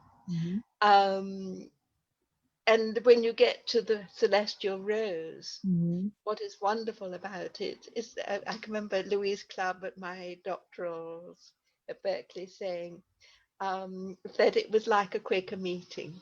The women on one side and the men on the other, they're equal. Yes, yes, yes, yes, yes, yes. And remember how everyone, even though they show up in the different spheres They're of the family, all present there. they're not really there. They're all equal at the top, Mm-hmm. and the hierarchy is gone. Mm-hmm. And that is the Magnificat. There's no Mm-hmm. hierarchy in Mary's words. Mm-hmm. Mm-hmm. The reverse. Mm-hmm. Mm-hmm. It's getting very late, It is and getting I get late. up at 4 o'clock in the morning. And you need to go to bed. I think the last hour and a half we've just been talking about the commedia. That's right. We Yeah, could talk about the comedy forever. I keep thinking, Julia. I keep thinking that the conversations about rain are just a Trojan horse to get to talk about the commedia. And I am completely delighted by it because I, it's a shared love and it's a shared field of exploration and yeah. enjoyment, Mhm. and we each have our experience of it, and I love that. I love that we're talking about it as readers primarily, Yes. and not as sort of pedantic scholars who are like, well, this Right. means this and that means that. And Mhm. I'm sorry to make this stupid like imitation voice, but I find, and I think you share this idea that when scholarship gets pedantic, it sort of Oh, strangles the poetry out of mhm. the text, you know. It kills And it. so it's enjoyable to just talk about it as readers who are reading another book and are bringing, like the other book is sort of like igniting all these loves and memories, and I am forever grateful to you for this. And I'm also I feel so fortunate that we're recording this. Like every time we finish one of these conversations, I actually download the video and I keep it. Um, because there's a potential that in the future we could even edit it for just the conversations on Dante. Do you know what I mean? That would be And fun. wouldn't Yes. that be Yes. wonderful? Yes. And just have it be that. And I Mhm. love that it's not dogmatic conversation. And I love that because we have different experience of the text, we don't always agree, right? So we're always bringing in different perspectives. And I love that the Commedia is that living text for both of us, you know. So I'm forever grateful to you for this. I Thank love it, you. love it, love it. Next week, you're going to be here next week, yes, for the next one. So next week, let's talk about book four. So, Book yes. four, which is a deeply traumatizing book, and I think it's the way it's structured is it gradually accelerates the sense of danger, and that ultimately explodes in a violence that is never quite left alone. Like it keeps reverberating even after the episode itself is over. And thankfully, it's it segues into book five, which is a much more contemplative and quiet book, which then segues into the love story book, right? The book six, which is about Anatole Basile Tejo, the blood of Anatole Basile Tejo. Only to then, I think you used a wonderful word, only to then crash into book seven, which is a devastation Mhm. Mhm. of all of that growth Mhm. poetic sort of poetic dance, if you will. Um, and so I'm so thankful to you and grateful to you I'm thankful to you. for. Look forward to this all week long. Yes. So, my dear, have a wonderful sleep and forgive me for keeping you up so late. And we'll see you next week again. Okay? Yes. Good. Thank Good you. night. Good night. Oh, Bless you. you too, my dear. Okay. So, how do I do this? Oh, still don't understand how this. Oh, here we go. Oh. All right. Here we go. Stop this. Hmm. Okay. Using an enhanced encryption. Oh, that's good to know.